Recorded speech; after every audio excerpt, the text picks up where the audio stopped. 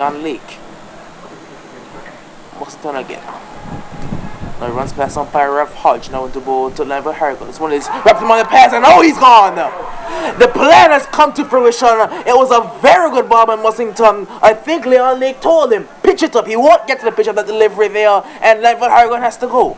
Yes, good good bowling there from Mussington. Really keeping Landville in check, and at the end of it all, trapping him leg before, right in front plumb. There is no hesitation at all.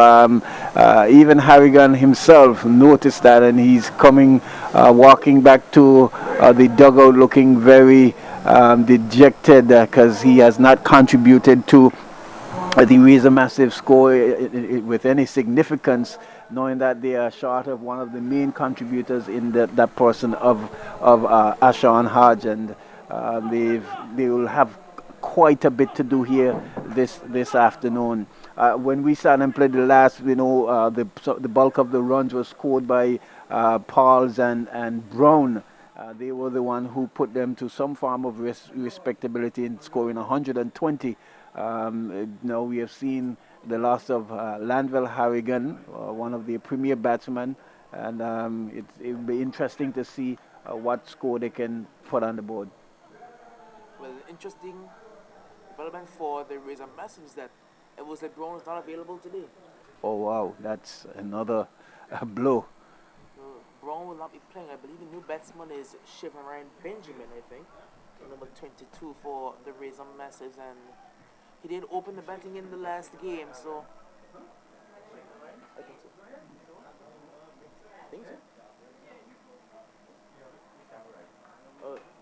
Might be right. I was going to hit the line of must want to continue. That's it. The new batsman is actually Rolando Wright. He did bat at number 3, so you have to see shift from Ryan Benjamin. It's Rolando Wright. Ring number 22 on his back. So you're seeing a field change being made, third man going a lot finer. He's almost at a backstop kind of position. But the new batsman is Rolando Wright, as it's still on Mussington. Now it's the ball to Rolando Wright, and again he's a very stylish player, blocking that one down there, and a lot of movement in his stroke for a simple block. Yes, certainly. But Burton will certainly needs to be a lot more creative and more calculated in really playing some shots here if the Massive are to put up a score. As we're seeing, Wright is moving away, trying to pick up some of the gaps in the onside field. There's only 3 men on the onside. Delano Mussington now. The ball to Rolando Wright. This one down the leg side, and it's going to be a wide. So an extra run to the Razor Massive. The score moves on to 23 for the loss of 1 wicket. Richard Burton there at the non-strikers end, and I believe that a lot of the batting dependence will want to him now with the loss of their captain, with him being one of the more experienced batsmen and the opening batsman. They will really look to him to maybe battle the innings. Yes, so certainly. Mussington now. In the ball to right, and this one is yorked and off the inside edge, will race down to the final leg boundary for 4 runs. A very good ball by Delano Mussington, and Wright just got the bat down in time. That's going to be 4 runs. Yeah, and as a bowler, you can really feel, that boundary as well, because he wasn't so sure what he was doing with it. Just barely got the bat down in it, and it took the edge and sped away to the boundary for 4. The batsman there at the fine leg couldn't really even catch up to it, and Wright could feel real lucky that he at least got an edge that went for 4. Well, 4 runs is 4 runs nonetheless. It's going to be Delano Mussington. Now into Rolando Wright. This one is short, and this one down the leg side also by Mussington. So a good short ball, but not well directed. It's going to be a wide.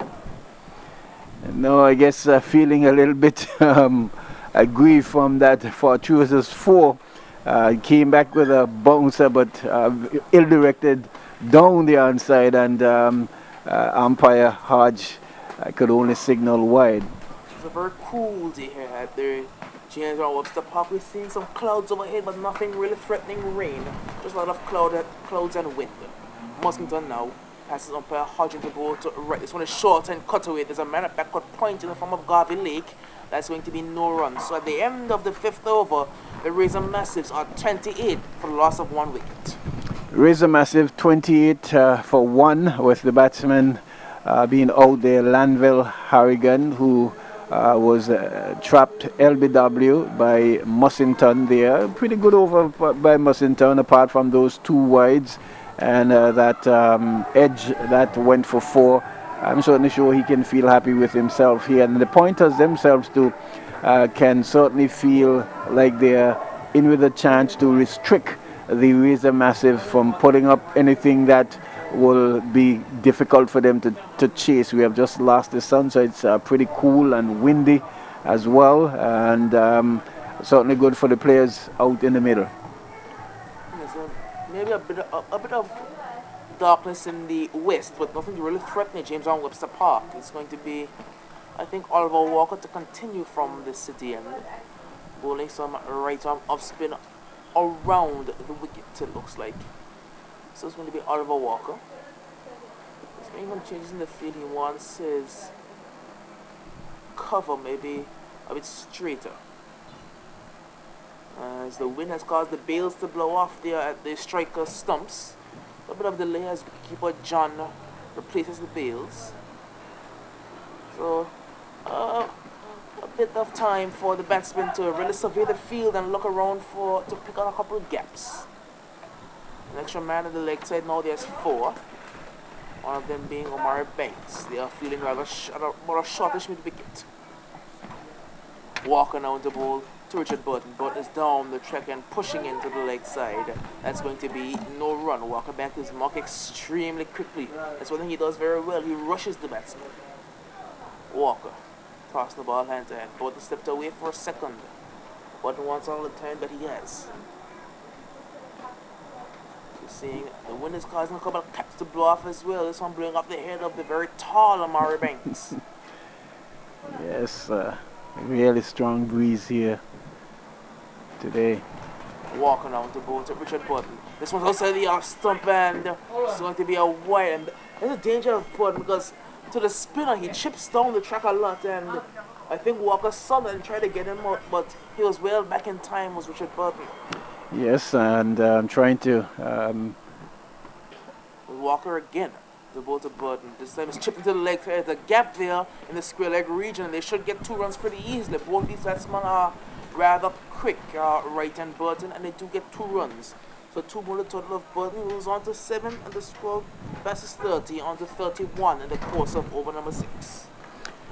Yes, 31, and just pushing it in the onside between the 2 fielders, and having a much more fleeter foot batter at the crease was able to get to. Walker into ball to Burton. Burton down the track and heaving down towards long on. Did he take that? Did Garvey Lake take that? No, he put it down there at the end. He dove forward and tried to get underneath it, but just couldn't in the end. And that had to go down as a drop catch.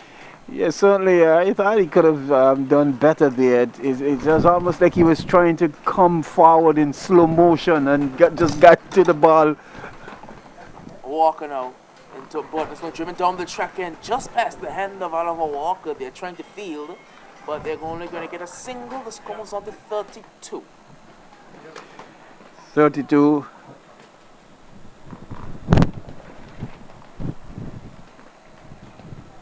For the loss of 1 wicket as the field is shifting over for the right-handed Rolando Wright, the man they call Bob. Yes, as I was saying, it was just driven back there down to shortest mid-on, and the fielder there in Garvey Lake attempted a catch, but it's like he was almost like he was moving in slow motion, like I said, and just got there just a little too late and was not able to get both hands to it and put down what could have been an easy regulated catch. It's going to be Oliver Walker to continue, as we're seeing now the ground stab is being signaled because there may be a problem with the stump. I think he has a replacement stump in his hand. We did see the square leg umpire come over around Hodge. He did come over. And in the end, they're going to operate with the original stump, it looks like. Just trying to get the bales in order because the wind is extremely heavy out here and it's causing a bit of problems with the bales on the stumps. So it will be Roy taking his guard.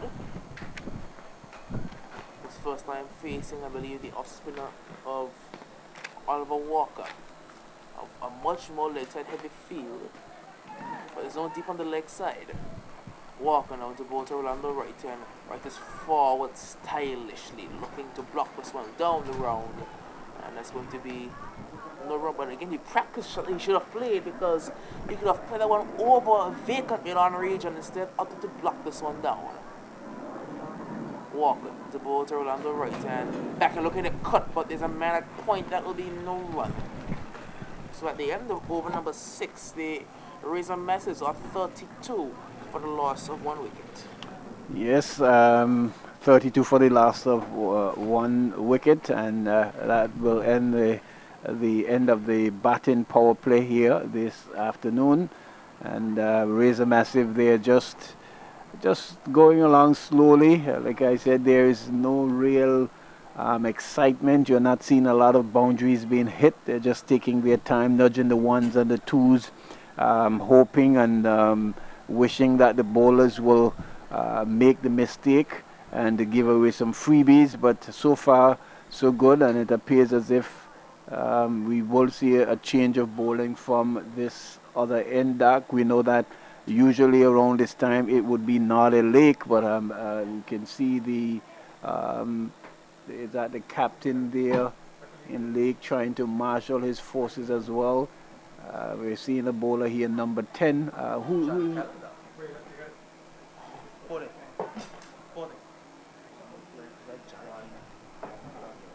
This will be John Calendar. We were speaking about him in the last pointers game as to why he wasn't getting much opportunity to bowl. He did have one of those overs against, I believe, the Franklin Super Sixers, where, or was it the Beamers, where he was really taking to the sword. yes, the Beamers, yeah. He's been back in, it was because I believe Howard got injured during his bowling and he came on to finish the over. And he was really taking the sword by, I believe it was Dylan Skellicky. Yes, I think he bowled, I think was a 5 balls thereabout for something like 20-something runs. Everyone went to the boundary. Yes. He's going to be back again. Mr. John Calendar, the right-arm fast bowler. And so also the power play, we can afford to have more than 2 men outside the circle. And the men outside are a deep fine leg, a deep third man, and looks like it will be a deep cover. The mid-off, they're going to bring him in, or will they leave him back? Yes, John is signaling him to go back, or halfway it looks like. So he's halfway back, halfway forward. Not the ideal position for a fielder. You either want them all the way back safe in the single or back safe in the boundary. Yeah.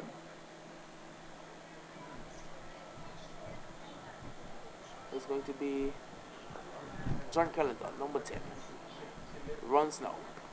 Into ball to left hand of Burton. It's a good ball there, and Burton can only push it back down to the bowler for no run. John, he's a rather skiddy bowler, has a very skiddy action, and he does deceive with how fast the ball will come off the surface. Yeah, good start so far from Calendar.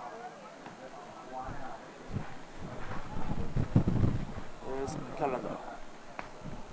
Now passing umpire to ball to the left-handed Richard Burton. This one driven very powerfully towards backward point, and a partial stop will allow for a single.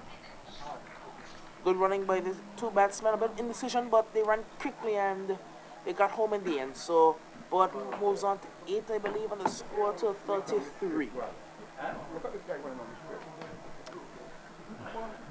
Yes, and it's a change of ball has changed position now to accommodate the right-handed batsman in right, and as we can hear a score reporter here, I'm thinking that the calendar should be given a warning because he's running straight down the pitch.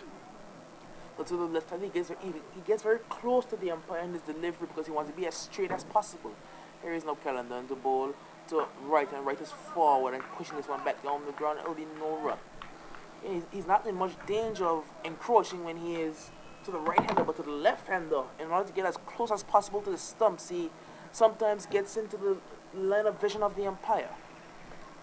Calendar again. And the ball to right, and right is heaving this one to the leg side. That's an extremely good shot by Orlando Wright. All the way for 6. What a shot by Orlando Wright. A simple flick, not much behind it except timing, and it flew away with the wind for 6. Yes, nicely timed, nicely played there. Just hoiking it over the cow corner, and a really good shot. And I'm certainly sure that the Razor Massive will certainly feel pleased to see him playing this particular way here this afternoon. John Calendar again. On the ball to right, and right is driving this one down towards cover, and a good stop by Leon Lake will prevent a run. Well, that's the first return of aggression that we've seen today from any of the batsmen. Yes, certainly, certainly. It's been very quiet, circumspect. John Calendar. Now on the ball to Rolando Wright. This one also the stomach cut away down towards the third man. There's a man on the boundary, so they should only get 1. So the 40 has been brought up, 40 for the Razor Massives, and they've only lost 1 wicket so far at the end of 7 overs. Yes, 7 overs completed, and still early days yet. Razor Massive there at 40, looking to set a score here for the Blind Point Pointers. For the most part, the bowling has been very tight and tidy, not giving too much away. They have been a little bit ill-disciplined with the direction. They've bowled quite a number of wides and given away a few extras as well. But for the most part, they have been very on target. They have tried to bowl to their field as much as possible, and not giving anything away. We have seen, we just saw some aggression there from Wright, just hoiking that one. And the Razor Massive, they will need to do a lot more of that to put up a respectable total here this afternoon so that they can defend. Well, if it's ended, to put up a respectable total has to be now in your last game. Yes, certainly. It's going to be spin to continue, and I think, is that going to be a walk at the bonus final over? Is that a new, this is going to be a new, I'm not certain. That look like Carlisle. It's going to be Carlisle Hughes. Yeah. So Carlisle Hughes, I believe, bowling for the first time in this tournament. Well, I think he was left arm spin. We're yet to see. It's Carlisle Hughes. And, oh, that's a good ball there to start off with. Don't give away a single, but he's bowling to the left arm. Looks like off/leg spin because with his action, the ball can go either way. He has a very, not an ordinary action, so the ball can turn either way depending on how it comes out of the hand. But Yeah, scores 41. he tosses it very flat as well, not a lot of flight. Well, it's going to be Carlisle Hughes. I think with the loss of Nordell Lake that he's going to be filling in a couple of those overs. Yeah. Well, we know he's been very splendid in the field so far throughout this tournament. Has taken some great catches as well, and we wait to see what he brings to the bowling department for the Blowing Point Pointers not having the services of Northern Lake. It's going to be Carlisle Hughes again, as the field has shifted over for the left-handed Button. Carlisle Hughes on the ball to Button. Button is, look at the heave away, not making contact there. They are only going to get a single. By signal there, the ball evaded bat and the wicket keeper. Yes, it's 2 balls and it's looked good so far. John behind the wicket there, just a little tidy. Untidy, that is. Carlisle Hughes again, tossing the ball hand to hand. Carlisle Hughes just surveying his field, seeing if he likes it. He does know he's into bowl. This one is going to heave away and signal a wide by the umpire there. Maybe a bit misdirected on that occasion by Carlisle Hughes, and a wide signal as a result. So it goes on to 43. Hughes again, operating from the city end. Now the ball to right, and right is driving only to a short extra cover. That's going to be no run. So Hughes is looking rather good so far. He's giving up 3 runs so far in the over. Carlisle Hughes, the ball to roll on the right. The right is forward and driving into the onside and looking for a run out, but he won't get there. Right is rather fast, but you can see he's very good in the field, is Carlisle Hughes. Yes, feeling and backing up to his own bowling there, but a good run single as well between these 2 batters. They judged it well, and right getting down to the danger end pretty comfortably. So maybe left-handed Button back onto strike. Carlisle Hughes, the ball to Button. There's a lot of flight there, and can only turn. It gets past Leon Lake. They had made the wicket, and they will look for a second, but Button is coming back by himself. That's only going to be 1 run. On to 45 now. What the reason message? So I believe 1 ball left in the over.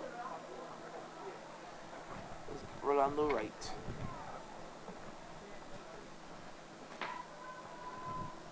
Is on strike to Carlisle Hughes. Hughes now with the ball to right, and right looking to heave it to the legs. There's a man down there on the square leg boundary, so they will only get a single. So at the end of over number 8, the Razor Massives are 46 for loss of 1 wicket. 46 for the loss of 1 wicket, scoring at 5.6 runs and over.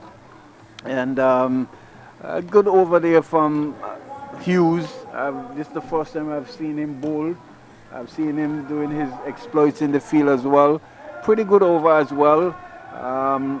He's tall and didn't really loop it and toss it as we probably would have liked him to in terms of the flight of the ball, but keeping it flat, keeping it tight, and keeping it on the stumps as well, not giving anything away. As I say, welcome back to Millington. Yes, so Hughes could be disappointed there. John, the wicket keeper, is missing that stumping opportunity there, but he was going down the track and missing the ball all completely, and just John and not cleaning up with the glove at all. It's 46 for 1. 46 for 1. We are nearing the halfway mark. 8 overs, 46 for 1, some 6 runs and over. Look to see where they get a 10, and then we'll look to regroup. It's going to be John to bowl to right, standing captain. John moves away from us here at the commentator's booth and to bowl to right. Right is getting a full pitch delivery, which is gets past Omari Banks. Poor bit of work there. Gets out to square the man a deep square, a deep mid wicket. Gets 1, gets 2, and the total moves on to 48. 48. Omari Banks there. Never just bit short of him and taken off. Not tidying up. Right moves on to 14. Here is John to bowl to right. Right is getting one that is looking to pull. That one, very fortunate, they seem to be making some height over the top of, and that would have made just sort of being safe right. There's no signal from the umpire, so likewise he would have gotten an edge to that one. Total moves on to 49 and Wright moves on to 15-20. 49 for 1. Lone wickets being that of Glanville Harrigan. Strap LBW by Dylan Mussington in the 5th over. Trying to do a rebuilding work here.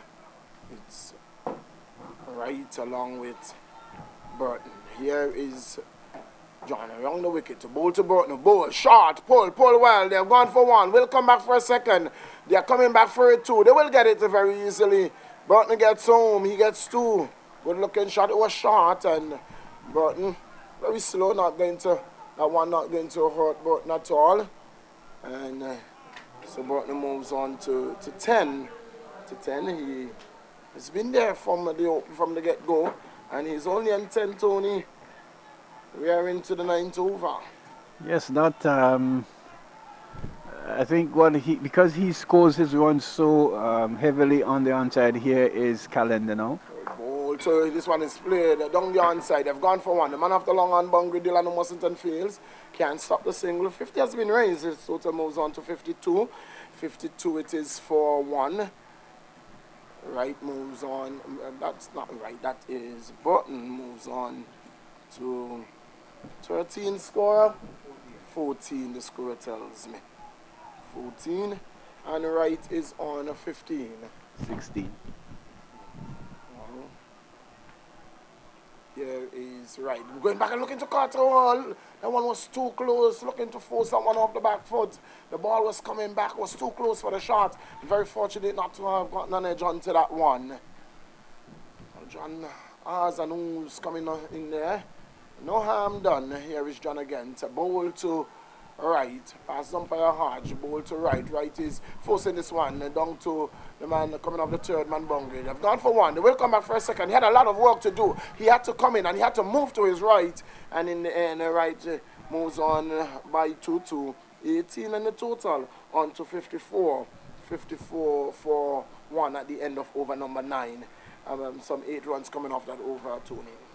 Yes, as the Razor Massive trying to get a move on things, they might not be picking up the boundaries as often as they would want to, but they are making sure that they maximize the running at the crease, trying to run as quickly and as swiftly as possible, and eking out the twos, especially when the balls go further deep into the field, and so they will certainly need to stay there as long as they can to put up a score here that they can feel satisfied with. 54 for 1 and just 9 overs completed. They will certainly look to mount an assault in the second half of their allotment of 20 overs, Millington. Yes, here is Hughes. The ball to Burton. Burton is playing this one on the onside. They've gone for 1. They will come back for a second. The opportunity is there. They're going to come back too. The man, the Lake, Garvey coming off the long on boundary and had to move to his left, and he couldn't stop the 2 runs. Well placed there by Burton. So he moves on to 16. The total is on to 56. Well, yeah, running well between the stumps. It's going to be Hughes again. Burton taps away at the crease. Hughes moves away between umpire and stumps. Right, left arm around the wicket.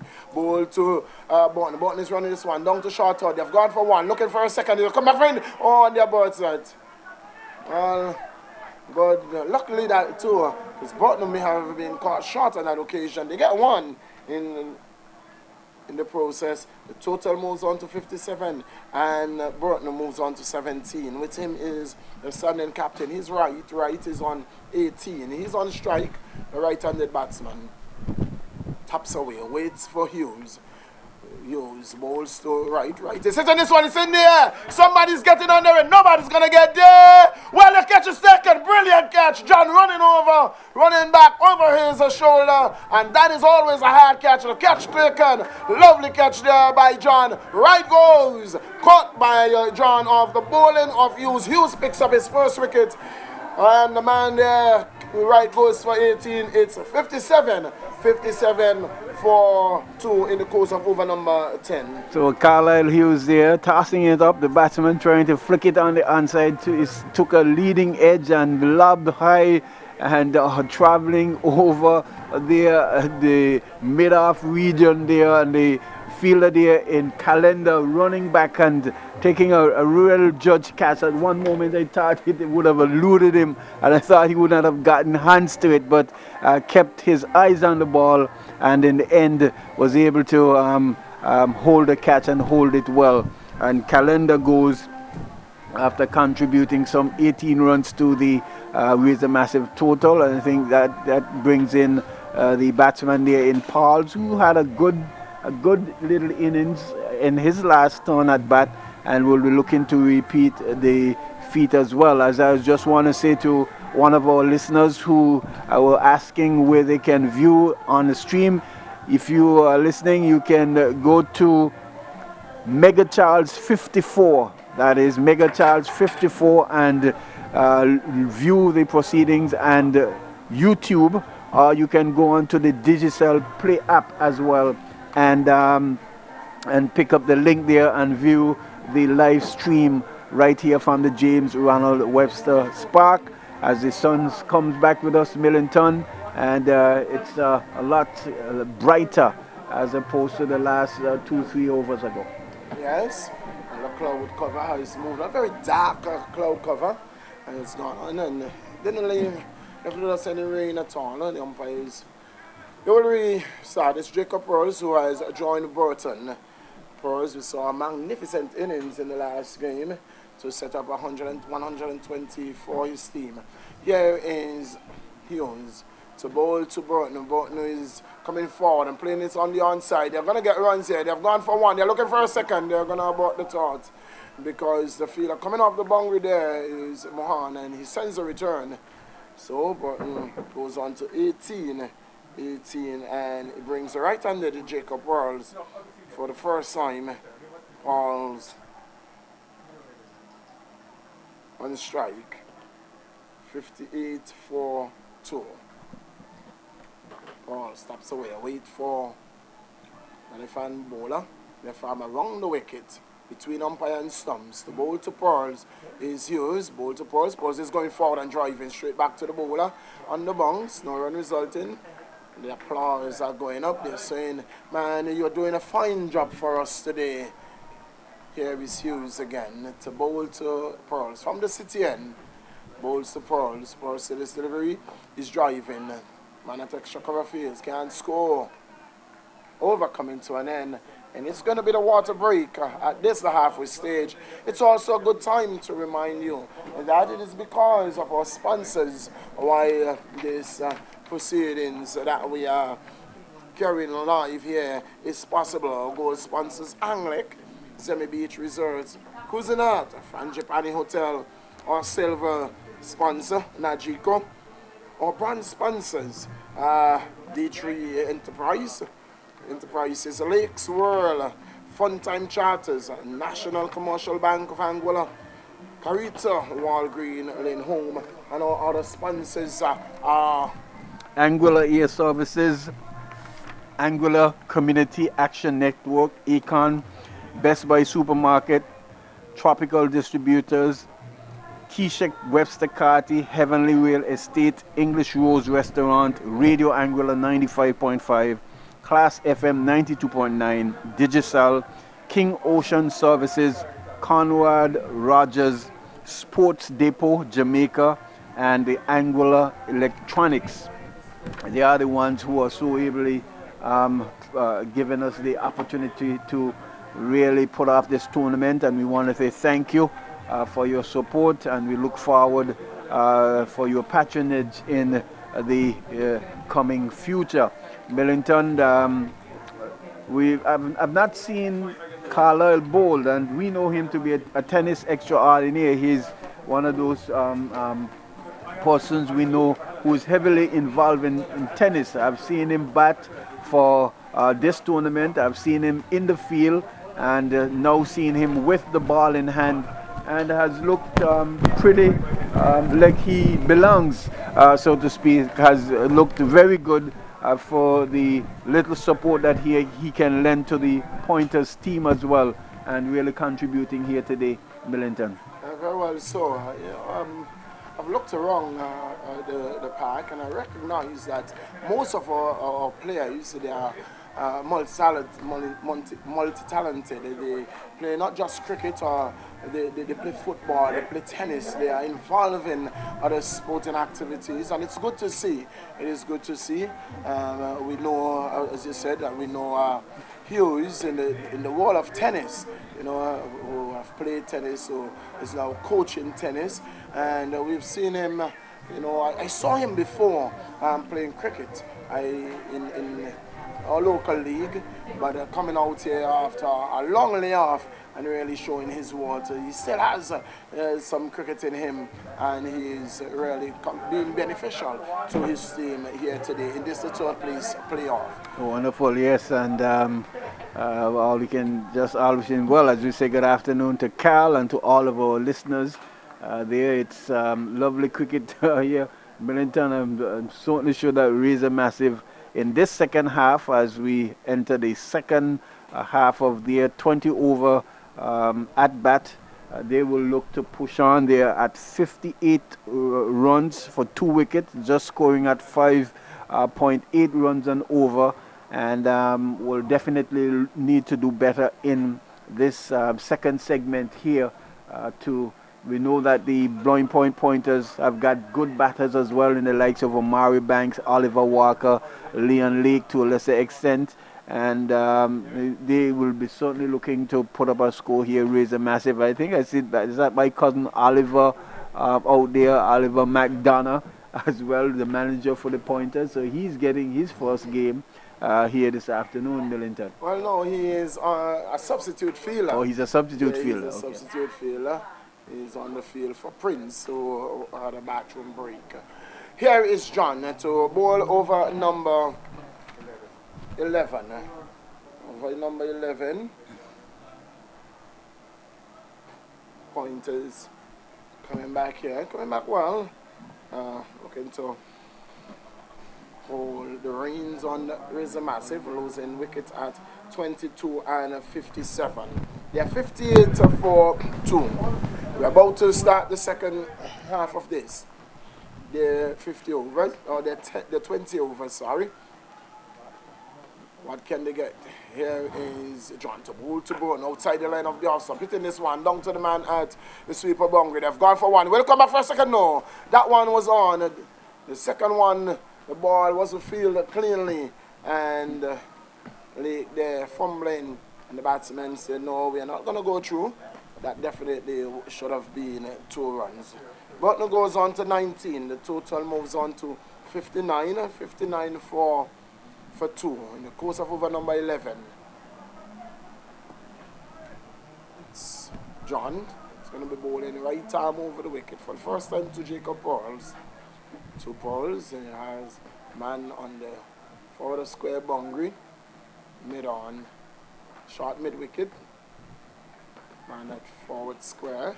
Short fine leg. Here is John.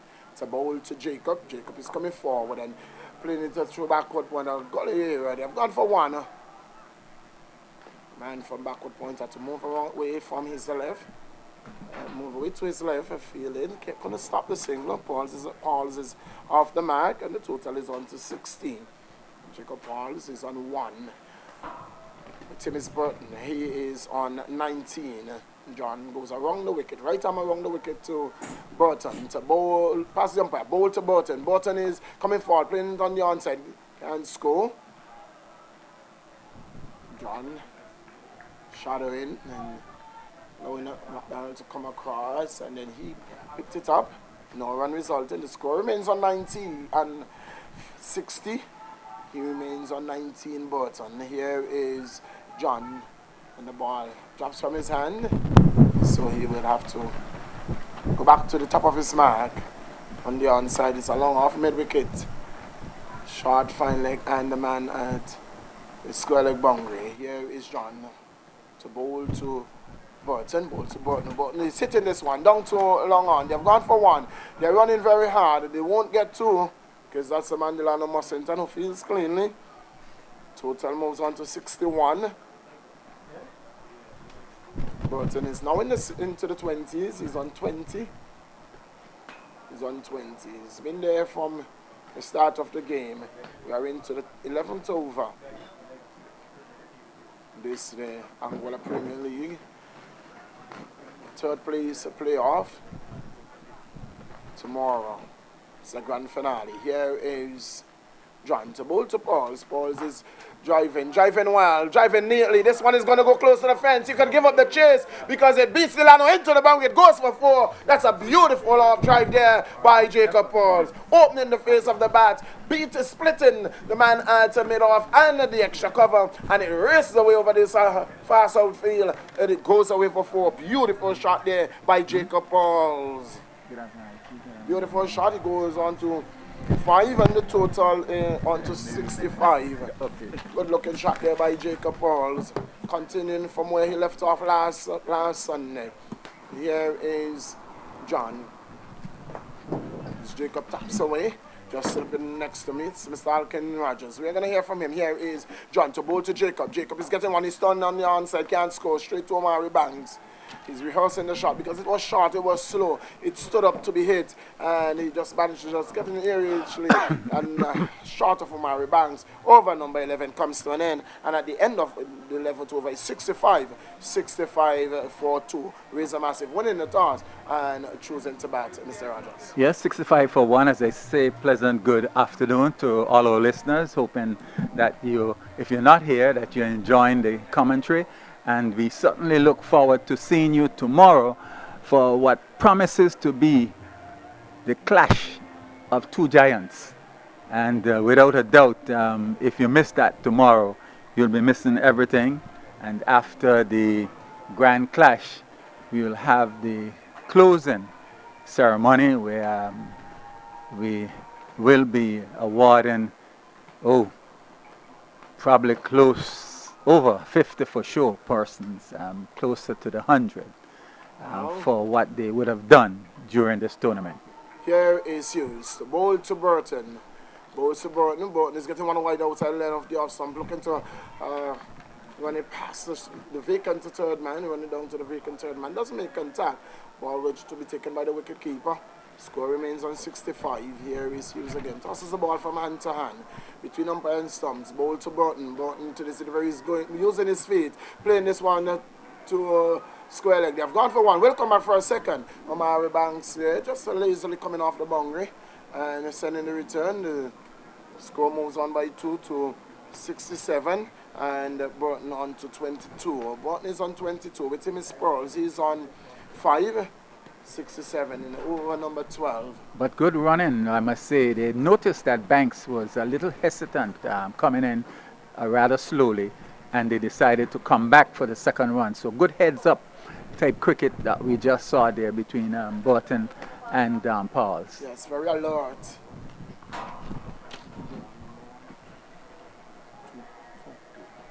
Here is Hughes, the 3rd ball of the over. This one is played through the offside. They're going to get 1 through 2 extra cover. Running on the, playing on the move. It goes on to 68, the score. And Burton is on to 23. Burton is on 23. Jacob is on 5. He's on strike. To the left arm off spinner. Here is Jacob driving on the bounce to the man there at short mid-off. No run resulting. The score remains on 68. 68 for 2. 68 for 2 in the course of over number 12.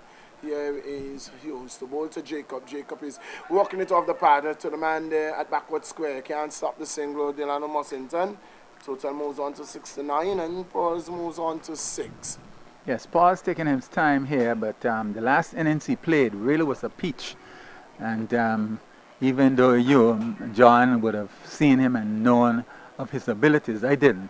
And certainly it was a pleasure looking at him. Yeah, Yes, he has played a superb off drive already in this innings. Here is Hughes to bowl to Burton, and bowls to Burton. Burton is using his feet and is again missed-stumped.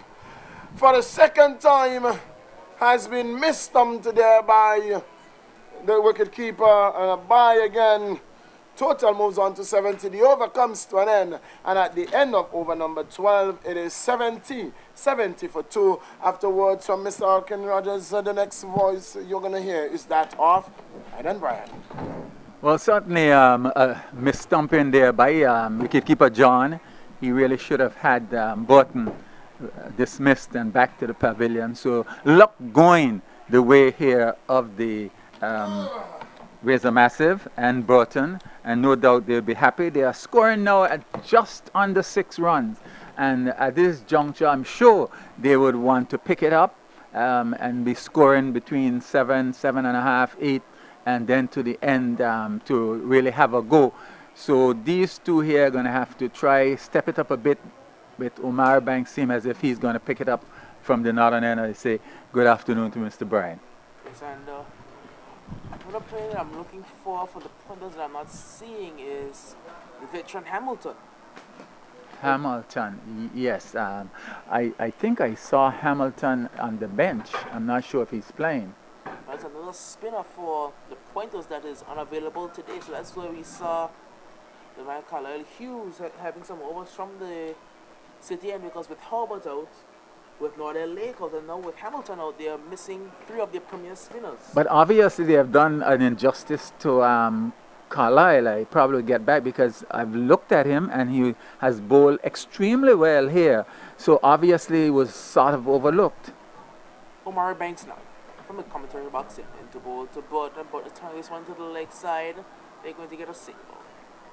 And while pushing it maybe a bit too far to the leg side region, and Burton had an easy job getting a single there. So he moves on to, I believe, 24, and the score moves on to 71. 71, the course of over number 13, as it's going to be Jacob Pauls on to strike now. A very dangerous batsman is Jacob Pauls. He scored, I believe, over 40 in his last game. Banks now to bowl to Pauls. So what else said the off? Something cut away powerfully through backward point, racing down to the boundary, but a man is there, and they will only get a single. Couldn't get the ball to go a bit finer there, maybe a bit too square on the cut, and only gets a single. Yes, loosener, so to speak, there from Omar Banks, wide outside the off stump. Almost could have been left alone for a wide, and this is part, but he figured he could have capitalized. Banks down to bowl to Burton. This one flight to the end. Going to turn to the leg, so this one goes extremely fine. But if he made cutting on that one there, it will go close to the boundary and actually go into the boundary for 4 runs. Or is it 4 wide? 4 byes actually signaled by 4 leg byes. The umpire. 4 leg byes. So this one maybe hit the boot of Burton on that occasion and raced down to the boundary. So 4 more runs to the total of the Razor Massives. Yes, 4 good runs, because they really need to step it up, and so far 5 runs in the over thereabout, and certainly they would want to score between 7, 7.5, and 8 at this juncture to really put some pressure on the pointers when they go into bat. Murray Banks now. Right arm over the wicket to the left-handed Burton. But looking to cut this one away through backward point, you will only get a single. Straight to the short third man fielder. And immediately the field changes to the right-handed Jacob Pauls. We're seeing that it's Foreman on the leg side. The only man inside is well, they're bringing the extra man back onto the onside, because it looked for a moment like they would have only had the old person to circle on the onside would have been the short square leg. Banks now to Pauls. Pauls heaving this one. There's a man on this coffee leg. It's over his head. And that's all the way for 6 runs. We can hear some fans shouting 4, some shouting 6. It should be a 6. It looked like a 6. And it looked like a 6. It should be a 6 because 6. The ball made it over the yes, and Garvey signal 6 as well Yes. because he was pretty close to the rope. Yes, ball it went was. over his head, so it should have been a 6 signal. Yes, he was fielding right on the ropes, Momari. Banks again to Paul. Someone wide outside the off stump, and Paul will leave it alone. Maybe he wanted a wide, but won't get the call. It's almost on to 83, and Paul's is quickly on 13. So at the end of over number 13, the score is 83 for 2. Yes, pretty good shot there in that over for 6. Just going over the head of Garvey, who's a fairly average size player, probably just about 6 foot or thereabout, maybe 5'9", but tall enough, and he jumped, but the ball went soaring over his head. So good stroke here by Pauls. He's really continuing where he left off from the last match, and if he continues the way he did in the last match, then the Razor Massive will have something that they'll be able to try and defend. I'm sure that the Pointers will have other ideas. It looked like Carlisle is coming back, and as I was saying earlier, he has bowled 3 overs for 13 runs, and that's excellent for him coming and to replace some of the more experienced spinners. And what the He got a wicket? What the Pointers have needed was a left-arm spinner because they have an abundance of right-arm off spinners, Yes. but he's a left-arm off spinner, so if you have him in your ranks, you would want to use him to maybe vary the Variation, spin attack. yes. Yes, and I've just been told that he has 1 wicket to his credit. So this has been an excellent spell by Carlisle. He did get the wicket of the dangerous Rolando Wright, who was caught trying to heave over the leg side, just only getting a top edge. It's going to be Carlisle Hughes around the wicket to bowl to Burton. Burton is forward and looking to chip this one down the ground. Burton will come back. They should get 2, and they get 2 easily. They have 2 very good runners in the wicket, Burton and Jacob Pauls, and Burton moves on to 27 and the score to 85. Pauls is on 13, Burton's on 27. 85 for 2.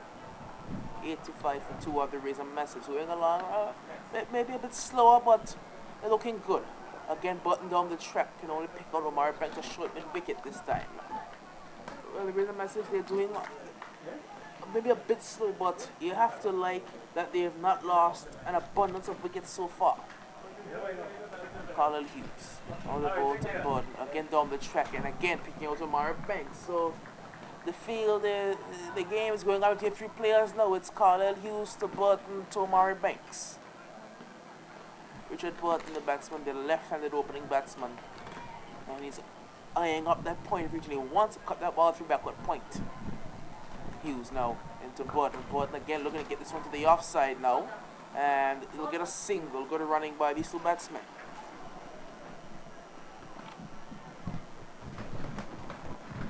That brings Pauls onto strike now. Jacob Pauls, and number 7 for the Razor Massives. It's just changing the field just a bit. They still have protection on the offside. You can see a long on, a long off. Deep mid wicket and deep cover the men out. Carlisle Hughes to Pauls. Pauls is only driving this one back down to the bowler. That's going to be no run. Went inside or a short cover and the point with a mid wicket on the circle and a backward square leg.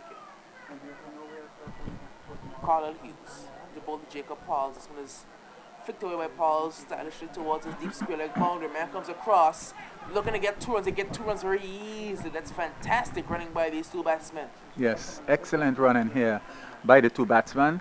As I take a little break just to speak about our sponsors, and just to remind all that tomorrow will be the closing ceremony, and we expect all our representatives from all the various sponsors to be here.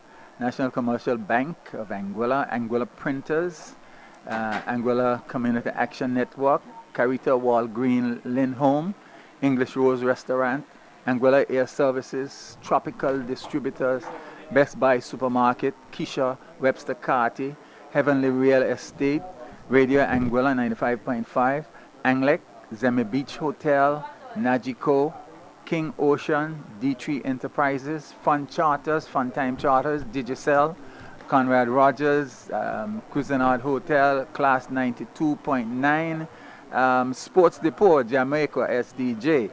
And we'll get back to some of that in a while as I say good afternoon to all who are listening outside of Anguilla. Mr. Saunders, Rashid, I know you're listening, so hi to you and all the other Anguillians in the UK, in the United States, and throughout the Caribbean. It's going to be Omar Banks continue. The right arm off spinner. Going to the left hand over the wicket. Left hand Burton. Burton is turning this one down to a short front leg, and that's one of Burton's key areas of scoring. That turning the ball down to a short front leg. He's up a number of runs in that area, and he just gets his 29th run, and the reason is to get the 89th run. So they inch closer to that 100. They're at 89 in the course of the 14th over. Or is the 15th over? I believe it's the 15th being bowled. This is the 15th over? It's the 15th over being bowled. 15th over? Omar Banks. Bowling right arm over the wicket. Just adjusting his field. He wants Garby Lake there, deep backward square to go a bit finer. There's leaving a rather large gap in that entire square leg region. There's no fielder to protect, so he can't be short, and he can't be down the leg side. He has to be extremely accurate on Omar Banks. Here he is now to bowl to Pause. Pause is driving, looking to get past extra cover. He won't get past Walker there. That's going to be there's actually Prince there at the short extra cover region. Yes, Prince. He won't get a run. Banks now to bowl to Jacob Pauls. Pauls heaving this one. There's a man along our boundary coming in, and he won't get there. In fact, he didn't make the contact. The button coming back for a second. He will get there, and Pauls gets two. So a risky shot that way, Pauls didn't make good contact, and luckily for him, he didn't get all of it because it was rather close to the man coming in off the long on boundary. Well, he has no choice now but to just get on with it because it doesn't make sense having wickets and no runs. Banks to both Jacob Pauls, and Pauls is looking to get this one to the offside. They're going to run a quick single. Good running by these two batsmen again. 92 are the razor masses. 92 now for the loss of 2 wickets in the course of the 15th over. Scoreboard, you are wrong. We are in the 15th over, so please make that correction. You're wrong. Please make that correction. It's Omar Banks. 45 on his back. Now passes umpire Hodging the ball to Burton. This one is full and Burton goes high. This one won't carry towards the long off boundary. And they will only get the single on this occasion. So they have the right intent to the batsmen. They're looking to go big. They're just not making the contact that's required. Yes, they are not really timing, and I think the self-preservation first and then the intent comes, which always is a little difficult to just change course like that. Banks to Pause. Pause. Pick this one up in towards the leg side. There's a man coming in from the mid-wicket boundary. So they don't look at a single. Very good walk down there. I think that's Carlisle Hughes. Yes, he's extremely good in the field. Yes, he has been excellent today. Excellent in almost everything that he has done.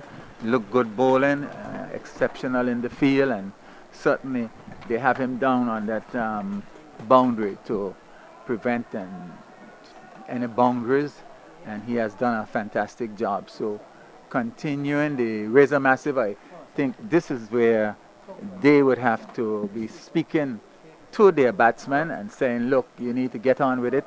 The scoreboard, again, you're wrong. I need you to make that change. John, if you're close, please advise the scoreboard that they are wrong and they need to change. It's now 16 over will be bowled, 15 completed, so please make that change. There's being a change that's being made from the city, and it looks like it'll be Oliver Walker coming down to complete his quota of overs. Oliver Walker, the right arm spinner. It's down to both Jacob Pauls, and Pauls are looking to cut but not making contact there. Good ball by Walker to start off with. Good bowling there by the man they call Screechy, Oliver Walker, number 45. Thank you, John. Walker the ball to pause. One is down the leg side, gets past backward, but no, he doesn't. No. Very good walk by the line of Muskington on that occasion. Getting the boot down, and they only get the single. Pause moves on to 20, and the score to 94. That brings Richard Burton back onto strike. Richard Burton moves on to 30. 95. 95 actually cricket by the score Livingston Clifton. So 95 the score as it's Walker. The ball to Burton. Burton down the track and can't get past the ball. It was well hit but straight down Oliver Walker's throat, and that's going to be no run. Walker again. And the ball to Burton. Burton down the track and looking to cut but doesn't make contact. It looks like they're going to run 2 runs, and that's all they will get. It would walk by the line of Mussington. So they get 2, I think that's 2 byes. Well, Did he make contact? yes, he made contact. He one into the ground, it looks like. So Burton gets 2 runs. One thing I noticed with Paul's batting is his running between the wicket. He has to put more effort into that because the fielder could always make an error. Walker to Burton. Burton looking to heave, but only along the Look, ground see? very powerfully, but they only get a single. He hit the ball rather hard with Richard Burton. You have to run the... I don't know who has coached him, but the first run you must run it as fast as possible and then look to see if you can make a second. But if you amble the first run, you cannot come back for the second. Poor cricket. Oliver Walker, the right arm off spinner. Down the ball to Jacob Pauls, and Pauls is pulling this one, doesn't make good contact. Man is steaming in off the boundary, won't get there in the end, and the ball goes past him, and he'll get 2 easy runs. No, they have to put pressure. This is where you make the field make errors. You have to put pressure on the field inside. Well, the 100 is up. At the end of 16, the Razor Masters have brought up their 100. They're 100 for the loss of 2 wickets. Yes, 100 for the loss of 2 wickets, and they have wickets in hand, and it's no point ending with wickets in hand and no runs in hand, so no runs on the board. So one hope that they will pick up the tempo so that we'll have a good match later on today as I welcome back Mr. Millington. 130 runs, there is a massive, must be pleased with themselves, the minimum, with 100 on the board. At the end of 16, 100 for 2.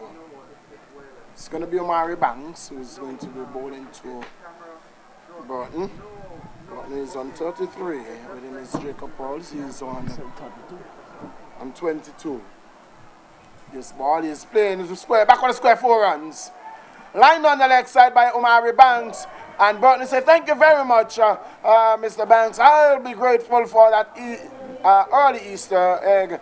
And it crashed into the back of the square boundary for 4 tuning. Yes, certainly, as I say, good afternoon once again. Not where you would want to be bowling, but he's very, very strong on the onside. And if you give him any opportunity to score on that side of the wicket, he'll take every opportunity gleefully. And it was swung away, and no one out there. 4 good runs to Burton, and they pushing the scoring on Millington. Here is Banks. The ball to Burton. Burton will get in 1 wide outside the line of some call and signal by the umpire. Total moves on by 1 to 105. 105 for 2. And over number 17. Well, after the playing selfless here, it's not about how much you can get, but how much the team can end up with. Here is Omari Banks, the ball to Burton. Burton is coming on the track. This one is high. Who is getting under it? John is getting under it. He's not going to take it. Yes, he does. Good catch there. Seeming at one time that he wasn't going to get there. But in the end, Prince said, I'm not going to get there. John, you are the better man to get there. And I think that catch was Prince. But in the end, the right man went for it. John went for it, took the catch. And Burton goes. He goes for 37. And the 17th over. Razor Massive loses their 3rd wicket. It's 105 for 3.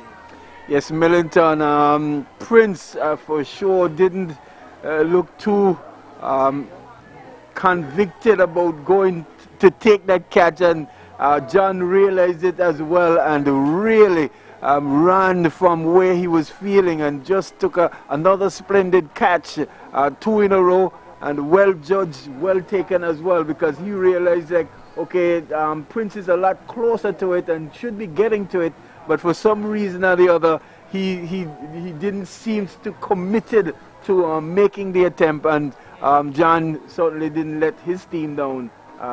Took it very well. Well, it looked like John was not going to get there at any cost. Yes, yes. He really did a good job in getting there, and he got those hands under the ball and he held on to it beautifully.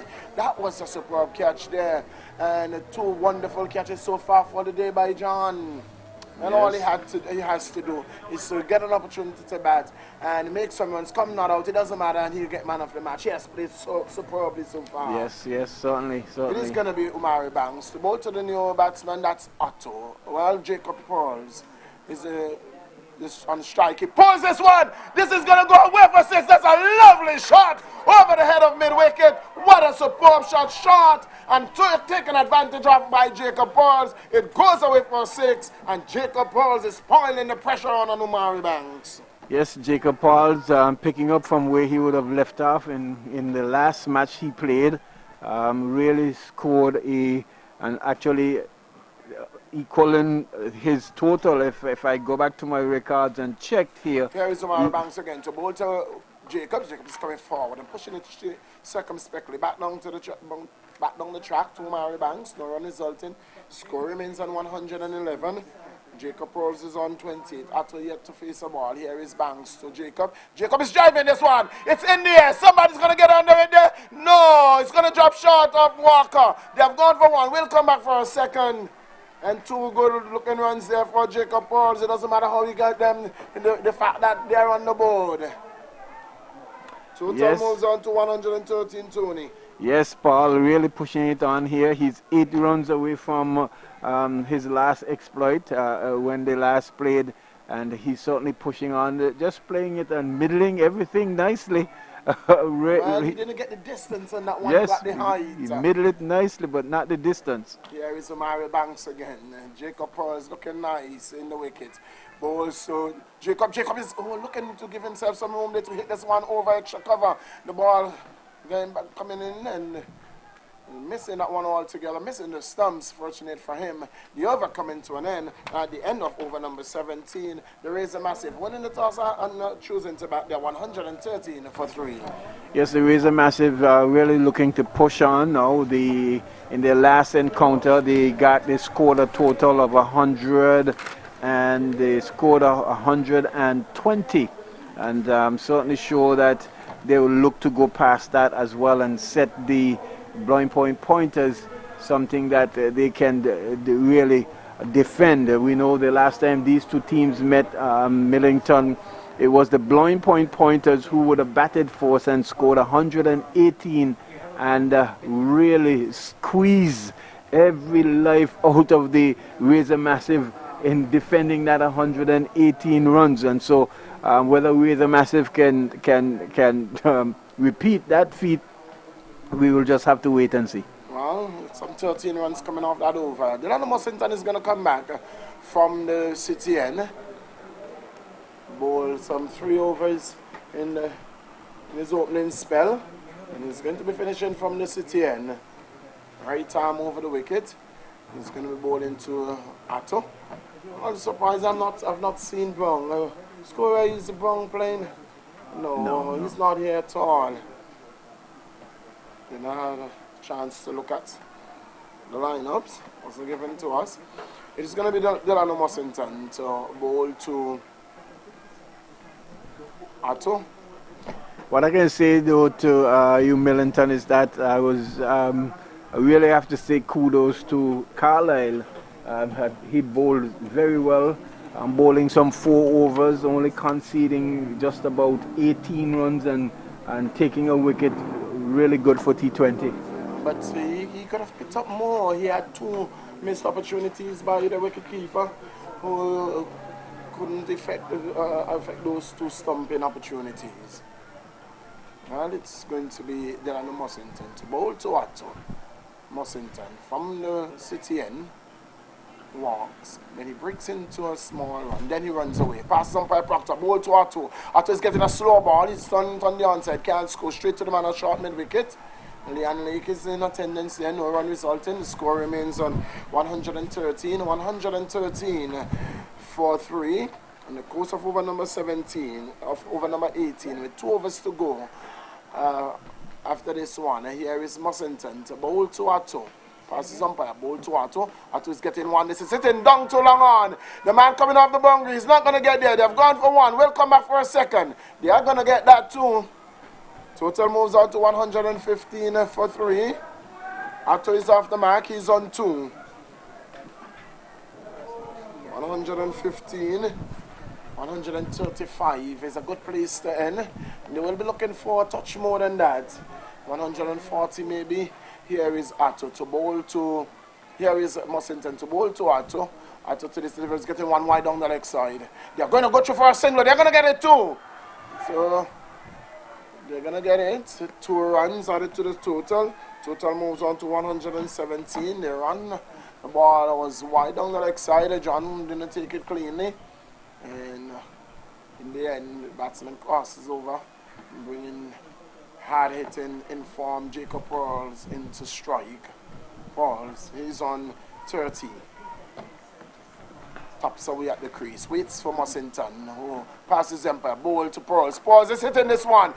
2 square leg, they have gone for 1. They will come back for a second run. They're going to get it too. It's Hughes who sends the return to the wicketkeeper. And Pearls moves on to 32. Total moves on to 119.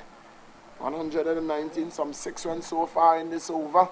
Conceded 13 in the 17. In the 17th over. I've conceded some 6 runs already in this one. Here is Mussington to bowl to Pearls. Bowl to Pearls. Again, a slow one hitting down to mid-off. It's going to be caught. It goes away for 6. It didn't look like he had hit it so well, but he has smacked it well enough over the man Garvey Lake. On the 3rd occasion, Garvey Lake has been left stranded, looking into the air and seen it going away over the top. It goes away for 6, and Jacob Pearls moves on to 38. Well played there by Paul. Well played.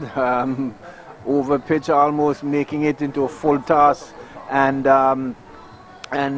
really got onto it and just smacked it over the head of Garvey down there. At one point we thought that he was in with a chance to take a catch, but when he realized that, okay, this one is just sailing over my head, all he could have done is just go to retreat it from the boundary, as we are seeing something is wrong with Jacob there. Seeing some. Now what there is a massive would want. He has scored. Yes, so we've seen the some pointers. They are gathering around her. Yes. Around him, sorry. They're gathering around him, and he's getting a sip of water. Not sure what have transpired there. He hit the ball down over long off, and then maybe a spell of dizziness, you think, Tony? Probably, maybe. Is he going to continue?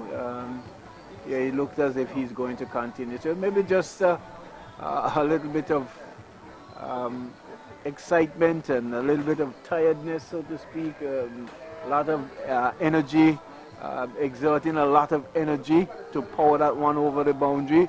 But he just got a drink of water and looks to be in good shape. Very, very tough cookie, if I will tell you, Tony. A very tough cookie. It will take a lot to get him off that ground. I've seen him bowl a 10-over spell, Tony, with back pain and severe pain, and he will bowl and then leave the field. He is a very tough cookie. He is all about team. It's 125 for 3 in the course of over number 18. Here is Mussington going around the wicket to bowl to Pearls. Pearls is getting a short one, which is pulling. No, he's not going to get a single. Ball coming off the under edge and ricocheting on the pad. He was looking for a single, and it was not there. He's rubbing that leg because he was pulling for all it's worth, and it came off on the edge. Hitting him on the leg. No run result in the score remains on 125. 125 for 3. Pauls is on 38. Atto is on 2. Here comes Mussington. Right arm around the wicket. There is a man on the mid-wicket boundary. Short, wide mid on. Long, a man on the long on boundary. A man at the square leg. That's the onside field. Here is Mussington to bowl to Pauls. Bowl to Pauls. Pauls is hitting this one to the man there to forward of square boundary. Gets one. Return comes in. Hits the stump. They're going to get over throws. The ball hitting the stump, coming out, and they're going to look for a second when they're coming back, and they're going to get 3 runs. 3 runs. Well, that's what you get for being so accurate. It was accurate from off the boundary. The hardly return in. The ball hit the stump, ricocheted on the on side, and they were able to come back for 2 overthrows. So the total moves on to 128. So 128.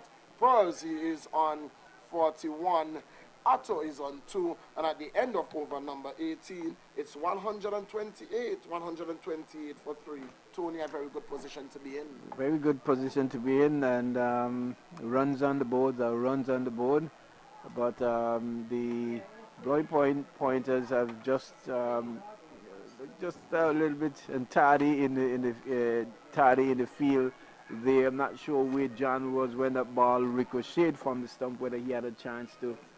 Okay, so he didn't have a chance to at least prevent those overthrows as well. John has not been his usual self behind the wicket, for sure. But I'm certainly sure that the pointers as well, they think, well, 128 runs, I think we can chase this down. Well, we have not seen the best of Josiah John so far for this season.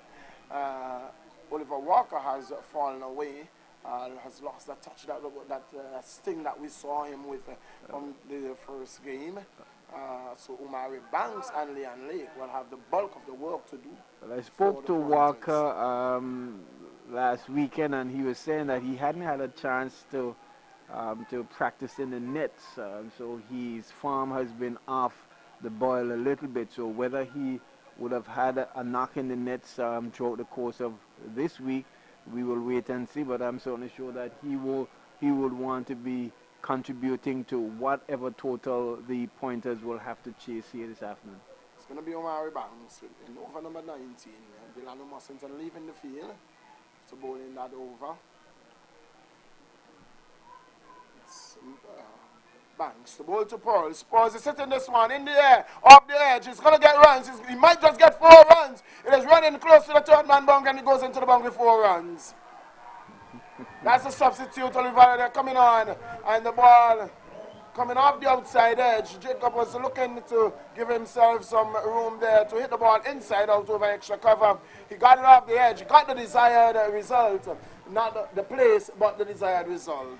Yeah, well, I would want to think that you wouldn't want to put manager McDonough in there. As we can see, the field has been changed just about now. He's certainly not the person that you would want to have in that position, and he's just going, they're just putting him in the onside. He could have fielded that one, but missed it, and that was all she wrote. 4 runs. You have to know that once you're feeling square of the wicket and the ball pitches, it's going to go to your right. Here is Banks, the ball to Jacob. Jacob is coming forward and playing this one to the right of Leon there, who has just moved into short third manera. That's one. He's on to 46. He's on to 46, and the total on to 133. 133 it is for 3. It's going to be Omari Banks, the ball to right-handed Atto for the first time. Atto takes his guard from umpire Ralph Hodge. He looks around. Is he looking at the fielders or he's looking at the gap? One will never know. Here is Banks, the ball to Atto. Ball to Atto. Atto is looking to play this one on the outside. He gets it off the pad, and Jacob says, come through. I am ready. I want the strike, leg by signal by umpire Ralph Hodge. Total moves on to 134. 134. brings Jacob Pearls, who is on 46 on the strike. Here is Omari Banks. Moves away to bowl to Pearls. Pearls is coming down the track and is getting one that is rocked on the pad. The ball, it was angled down the leg side and leg by call and signal by the umpire. 135. Pearls was beaten by the flight of that one. The trajectory, just taking it down the leg side and a leg by conceded there. Here is Omari Banks to bowl to Otto. Right arm over the wicket. Bowls to Otto with we have the rain with us. Well, out of nowhere, the rain is with us. And it's not heavy at all. It's just a passing shower. And you might just be losing some camera. There is Banks. The ball to Jacob is ball! Jacob Pearls looking for an extravagant shot. Omari Banks holding it up, holding it back. It was a slow ball. And Pearls beaten and bowled by that one. Pearls goes for 46. For 46 at the end of over number 19. It's 136. 136 for 4. 136 for 4, and Paul trying to heave that one, missing everything, and was clean bowl. And we just saw him took a sip of water after he would have hit that 6, and you're thinking about going off. We see still drizzle. The umpires, they are not suggesting that the players leave the field. Just a light drizzle, Millington. And I'm seeing something that is very strange. This is a slight, but there's a constant drizzle and it's getting heavier. And so you're seeing the head groundsman just coming from his vehicle and we might just get the covers. But nonetheless, I'm seeing that something that is very strange to me. In the last game, the partnership that added some 71 runs. 71 runs was between Jacob Pearls and Eversley Brown. And I thought...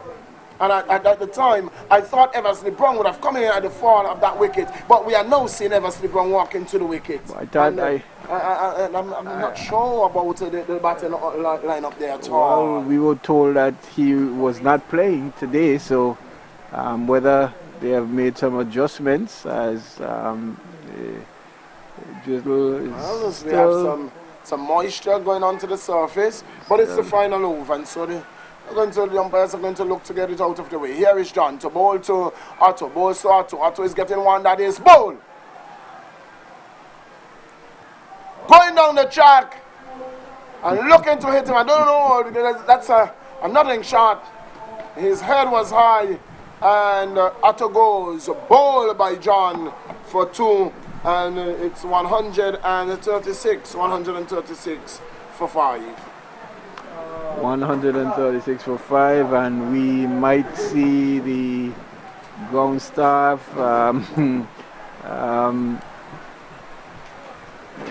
the covers are all the way on the other end, the city end, and they are taking their time gently, and whether or not this is going to affect the wicket, Millington. The wicket is very hard, and this is a light drizzle. Well, they are going off. But the time they're going off, the rain has almost just subsided. About, subsided, and so they are going to look to. Yeah, they're going to look to continue, yes, because it's almost holding up now. Yes, it was just a pass in the shower, not a very heavy shower at all. But again, I must say that I'm very surprised that Eversley Brown did not come at the end of the 3rd wicket. And I understand you, but we were told earlier on that he wasn't playing, so I don't know. I thought the team was presented already. Well, I'm not sure how he could have been slotted in now. Well, I think they started with 10 players. They started with 10 players. That may just have been the reason why. It is going to be John Calendar to continue from the city end, picking up a wicket with his first ball, the wicket of Otto. And the new batsman is that hard scorer? That's Nigel. Here is John.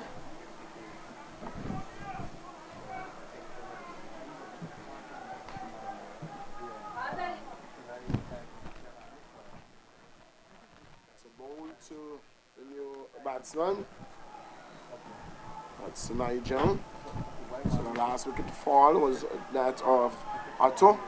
Wickets fall on consecutive deliveries. The first and last. Here is John to bowl to Nigel. Bowl to this delivery. He's working it off the pad. He's going to get runs here. They're going to get one. They will come back for a second.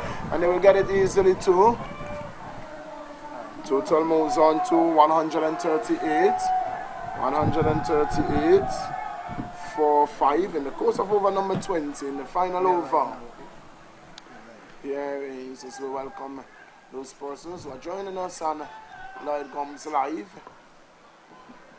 Welcome to Lloyd Gums.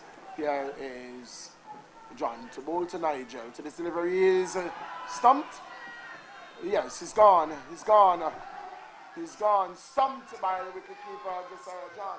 We have not seen the best of Josiah John today, but that's a very fast clean bit of work there by Josiah John. And the massive loses the 6th wicket in the course of over number 20. Bit of an anticlimax here coupled with the rain. We have seen some quick wickets going down here for the Razor Massives as they try to push the total on 138 for 6. But like we always say, runs on the board is runs on the board. We will wait and see whether or not the blowing point pointers can chase these runs down as well, as we have still a little bit overcast on the right side of us, Millie, and the east is look pretty clear enough. There's some clouds, but there's some clouds not that dark and threatening, but we'll wait and see whether or not they'll bring us any rain. We are deep into this match because we would have started late as well. Yeah. Remaining in this first innings. Here is John. We're watching the batsman to the crease. It's Shiv.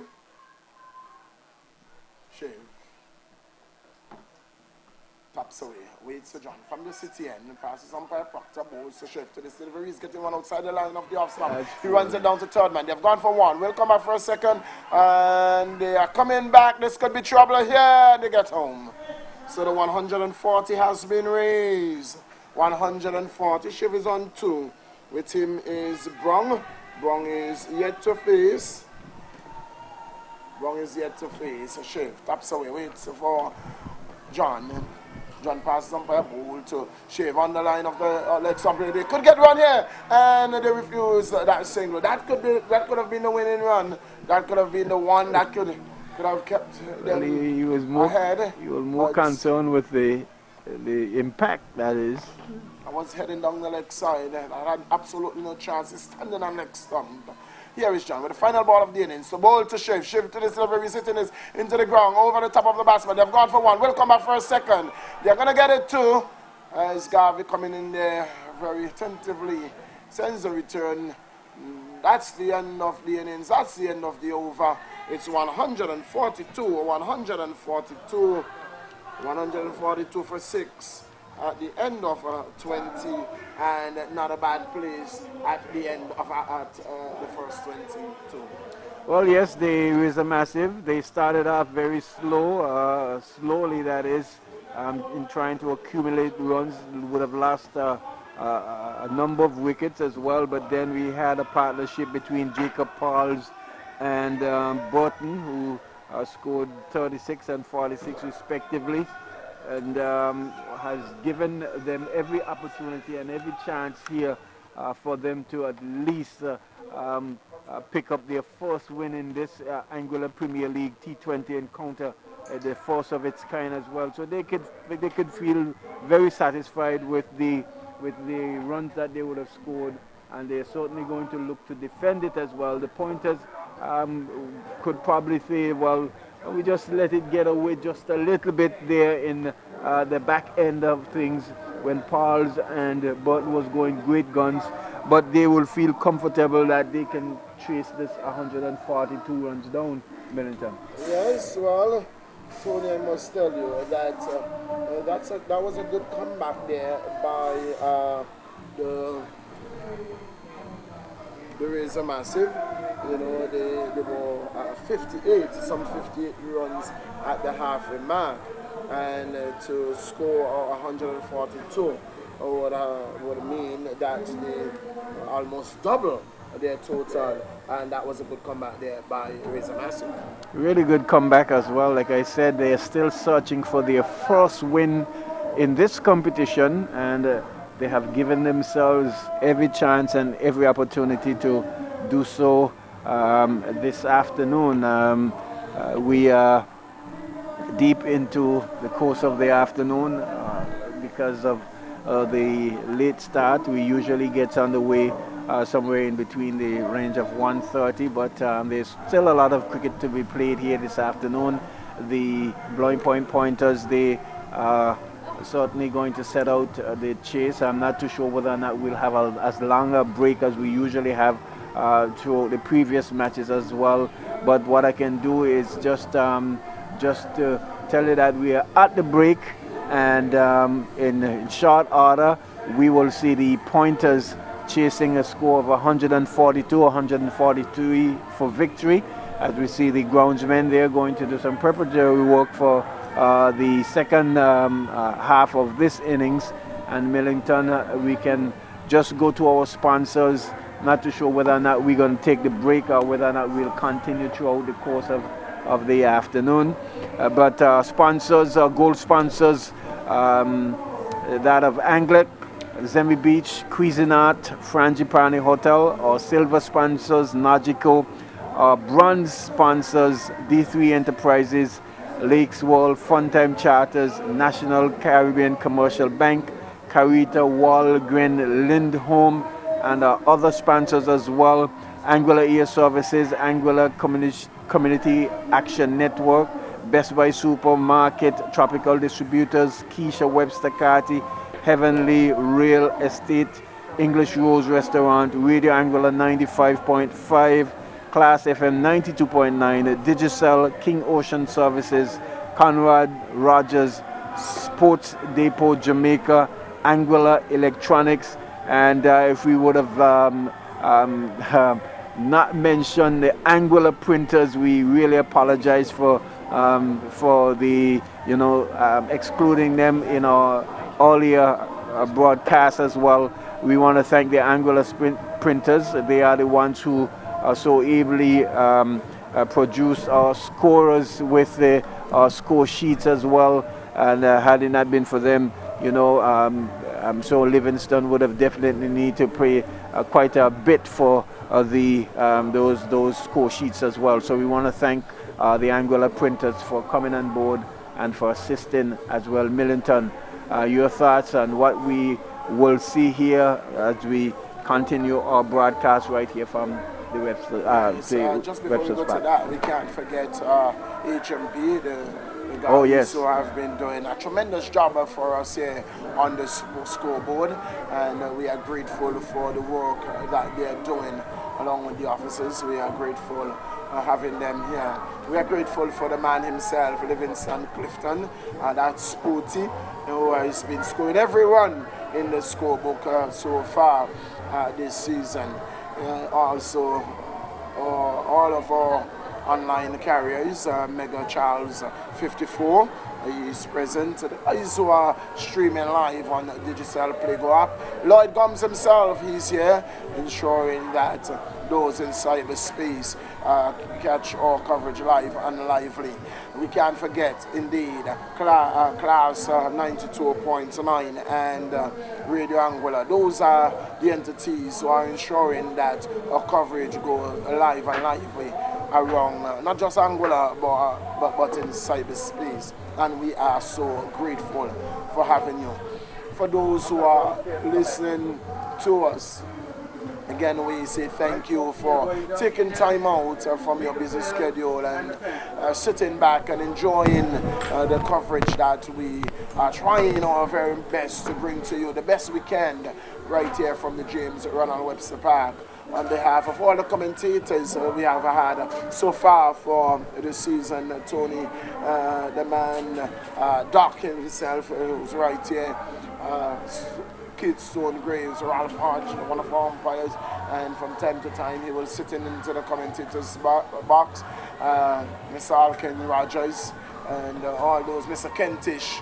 We can't forget those able voices who have made it possible for us to be heard and to ensure that the action that plays out right here at the James Ronald Webster Park is being brought to you live wherever you are, in your homes, right here in Anguilla, in cyberspace, or in your office, wherever you are. We are grateful for bringing you that live coverage. Tony, 142, a total that we have seen chase long in the tournament so far, but a winning total likewise in number of the games. And so 142, it is an average total.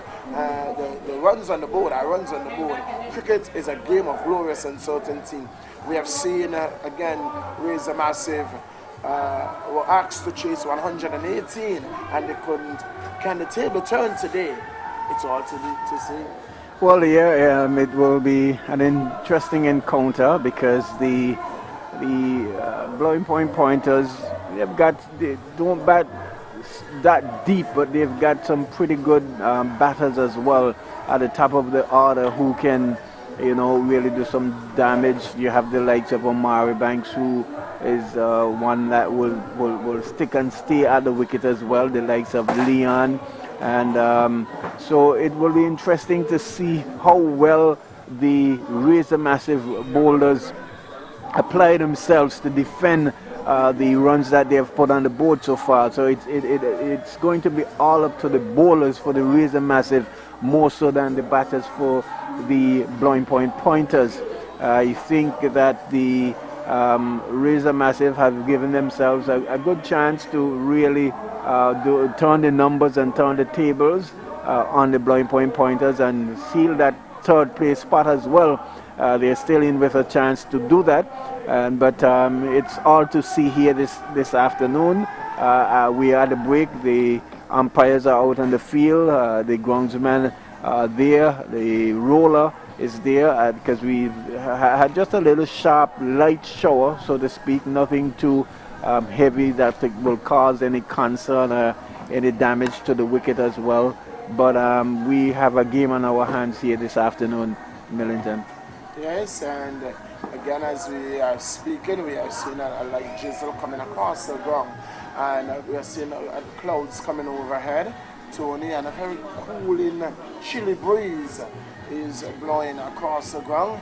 And Tony, as we speak to those persons in cyberspace who are interested to know that Anguilla will be engaging their first qualifier this afternoon, around 7 o'clock in the CONCACAF Cup, where we will be coming up against the Dominican Republic in our first game, and we will be looking to come out the best, the worst draw out of that game this evening. For those persons in Anguilla who are not so fortunate to have the pleasure of viewing it live wherever you are, you can journey to the Raymond English Technical Center, where it will be live right there on the screen. So the opportunity is yours. So you see it live, be in the company of friends and families at the Raymond English Technical Center this evening, and it will be live and lively. Well, the rain is back with us, and it's heavier than before, and so we are seeing the groundsmen now. They are going to get the covers. So yes. Not a pretty sight, not the sight that we would want to see in this playoff. Certainly not the sight that we would want to see, but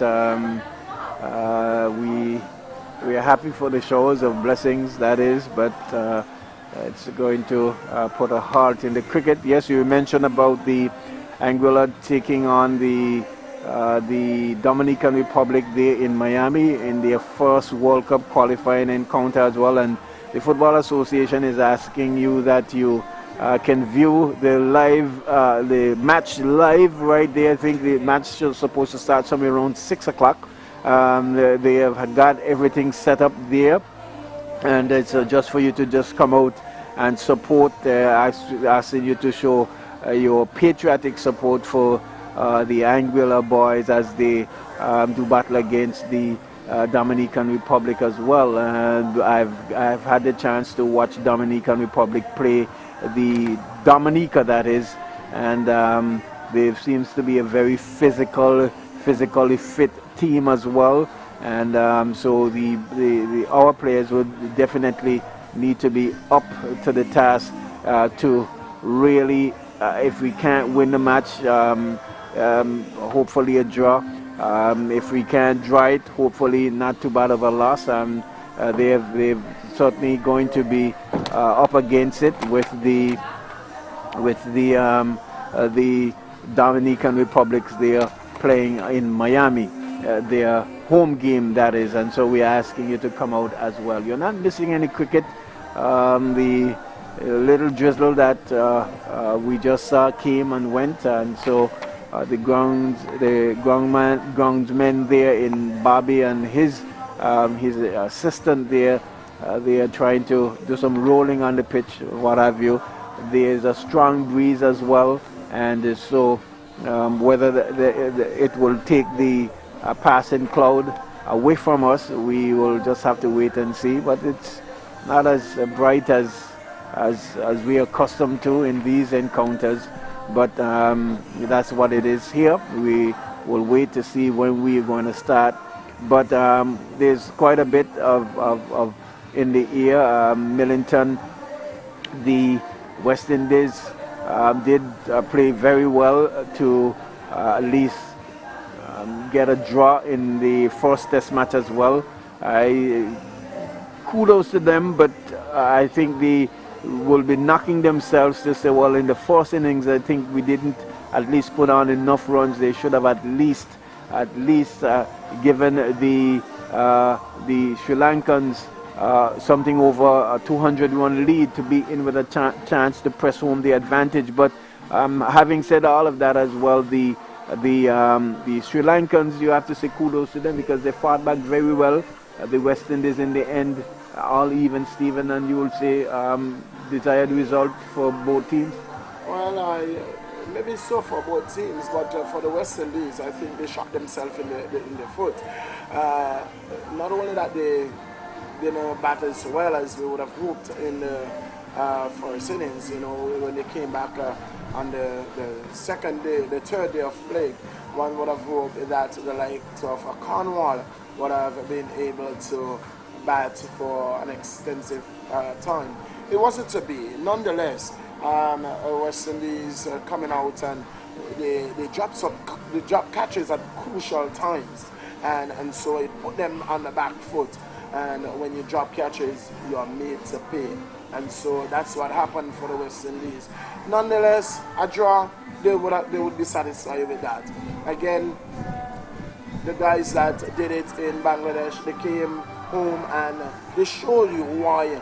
They put their hand up in Bangladesh and they came home and in Kumabana, indeed, got over the line for the first time. And we are looking forward for greater and bigger things for an in Kumabana.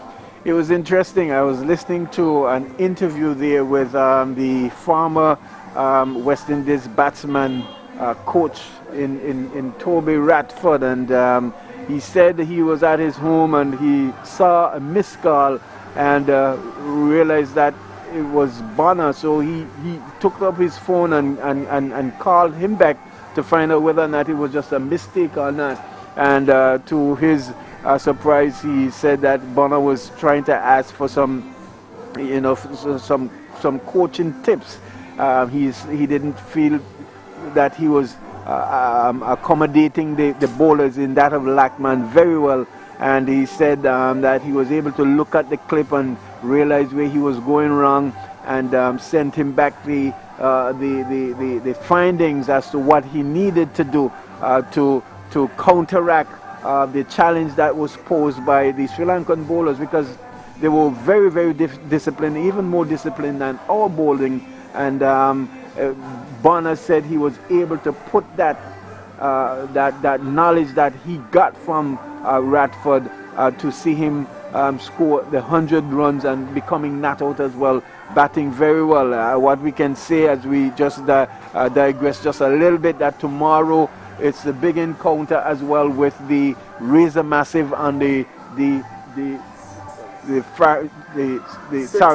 Farrington Super Sixers and the Beamers. That is, they are the top teams that are going to be up and tab for tomorrow's encounter, weather fearing, and that's going to be a big match, Millington. Yes, it is certainly going to be a big match. Tomorrow is a big day on the Christian calendar, and so after you would have gone to church on Palm Sunday, we are asking you to join us right here at the James Ronald Webster Park, because it is going to be a big clash tomorrow. It is going to be right here, no other place but right here. The James Ronald Webster Park will come alive by the grace of God. Once there is a sunshine and the rain stays away, it is going to be a big clash. Well, it's all to play for. It's win, you come second. Well, it's going to be the Farrington Super Sixers. They will be taking on the Beamers from Stony Ground Valley area, and it is they have some score to settle. They are 1-1. In the first preliminary, they were beaten. The Beamers were beaten by the Sixers. When they met in the second round, the Beamers got revenge. Well, they're on a level playing field. Tomorrow, the scores. It doesn't matter what happened in the preliminaries. It is what is going to transpire tomorrow between the stumps, between the boundaries, when the umpire says play. It is all to play for. $5,000. Winner, take $5,000. While you come second, your payout will be significantly less. While Tony, going into tomorrow, pick your winner. It's difficult to pick a winner because both teams have really played some good cricket amongst all the four teams, and you can almost say it's more or less even Steven. So you will have to wait until the day, and the team that puts the best foot forward, they will be the ones who will take home the grand prize, because both of these two teams would have met in the first encounter.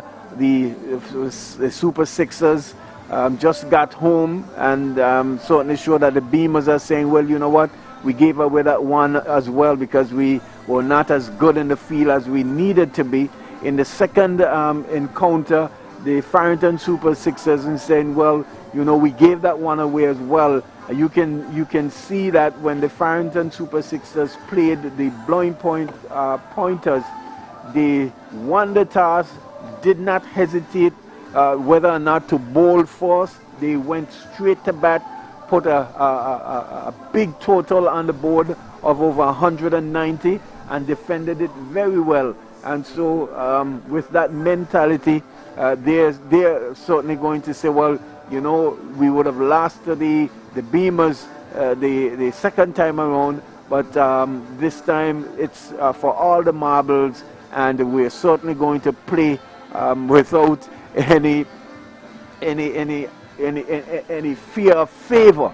But they're going to go all out to really win win it and win it all. But like I said, the Beamers, they're certainly going to have different ideas as well. With all the experience, all the expertise in the field, I'll bet they will certainly have something to say tomorrow.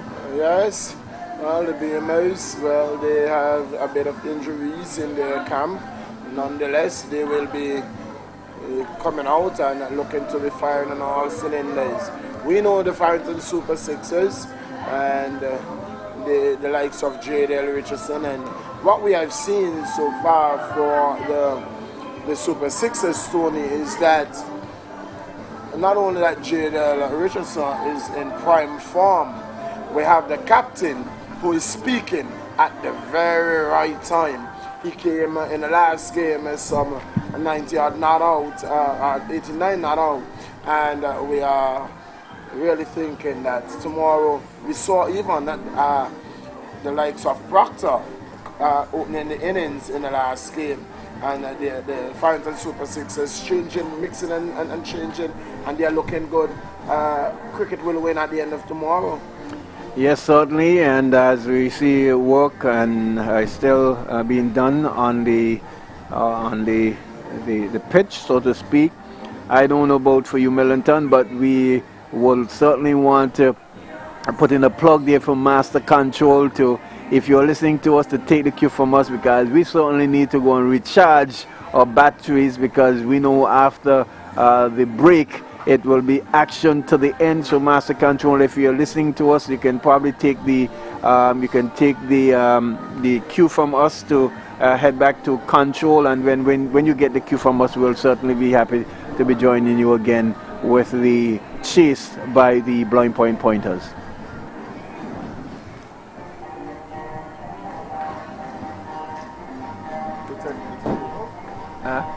Yeah.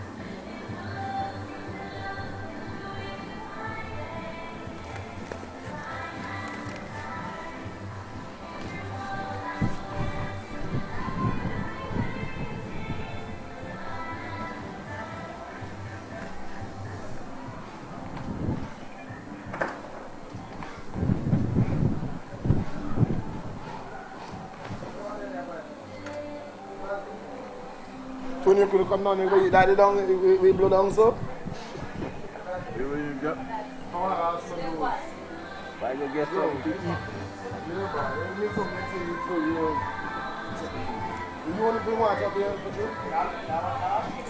Yeah, that we want some.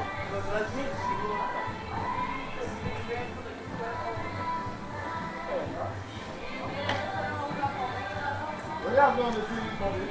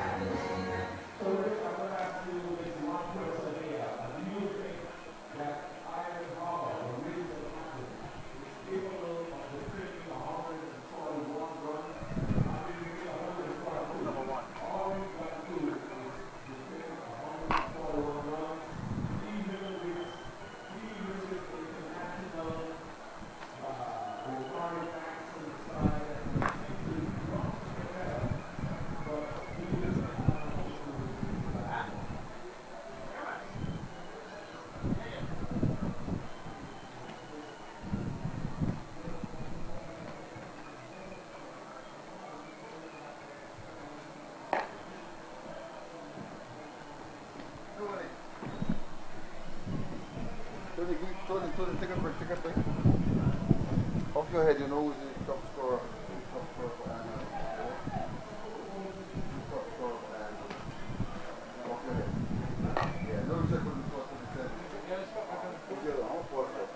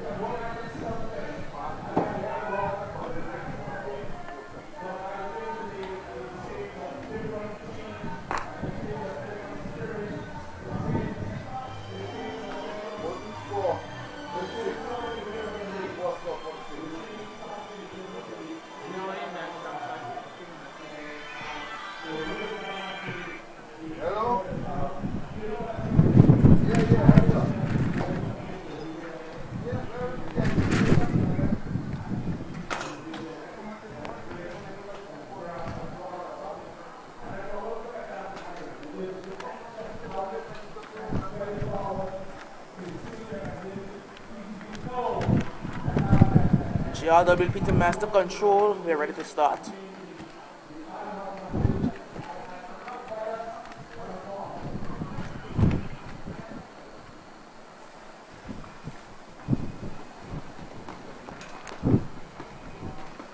Three, two, one.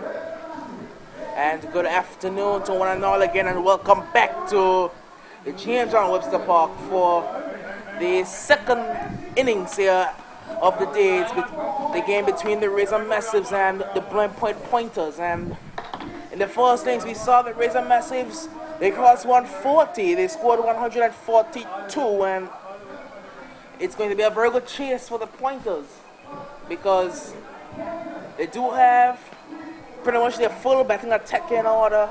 Likes of Josiah John, Amari Banks, Leon Lake, Oliver Walker, and the likes. And it's going to be Leon Lake and Amari Banks opening the batting for the Pointers. We also see that in the Razor Massive side of things, they're looking to the likes of course, Eversley Brown and the ever-present Bob Rolando Wright. Those are going to be their two key bowlers for today, of course. Looking on the field, it seems to be without the services of Mark Gukaran for today's game. But they do have Eversley Brown. Even though previously we were informed that he will not be playing today, he is in the lineup. Mr. Eversley Brown, and he's going to be opening the bowling, it looks like.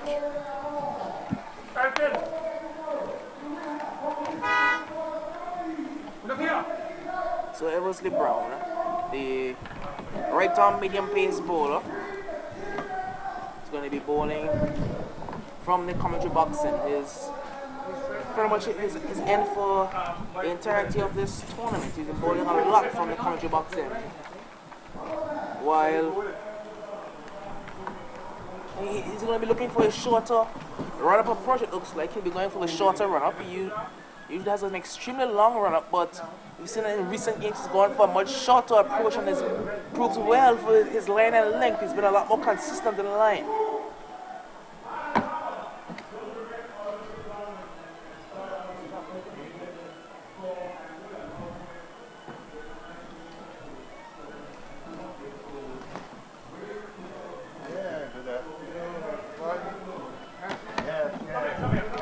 Yes, as I say, good afternoon and welcome back again. This is going to be, we're getting the cue from the umpires now.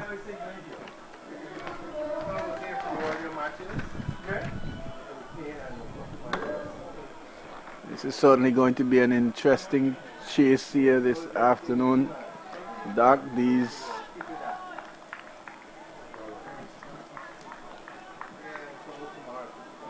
two teams here.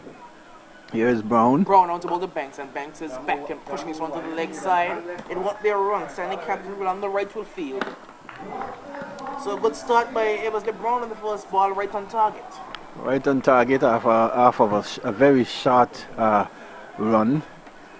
Eversley Brown again. Passes the umpire the ball to Omari Banks. Eversley Banks is again back and looking to push to the leg side. This one is well stopped by on the right again. There's going to be no run. So, started off well as Eversley Brown. And also see that a player that the Razor have back is the man Akimela Rogers. He is back in the fold for the Razor Massives. They got a chance to bat today. This one is turned to the leg side, but will be stopped. And again, there'll be no run. You can hear the keeper, Salman Gokarani, screaming all day, bro, and all day. He wants him to stay in that off-stump region. That's a very good line for Eversley Brown.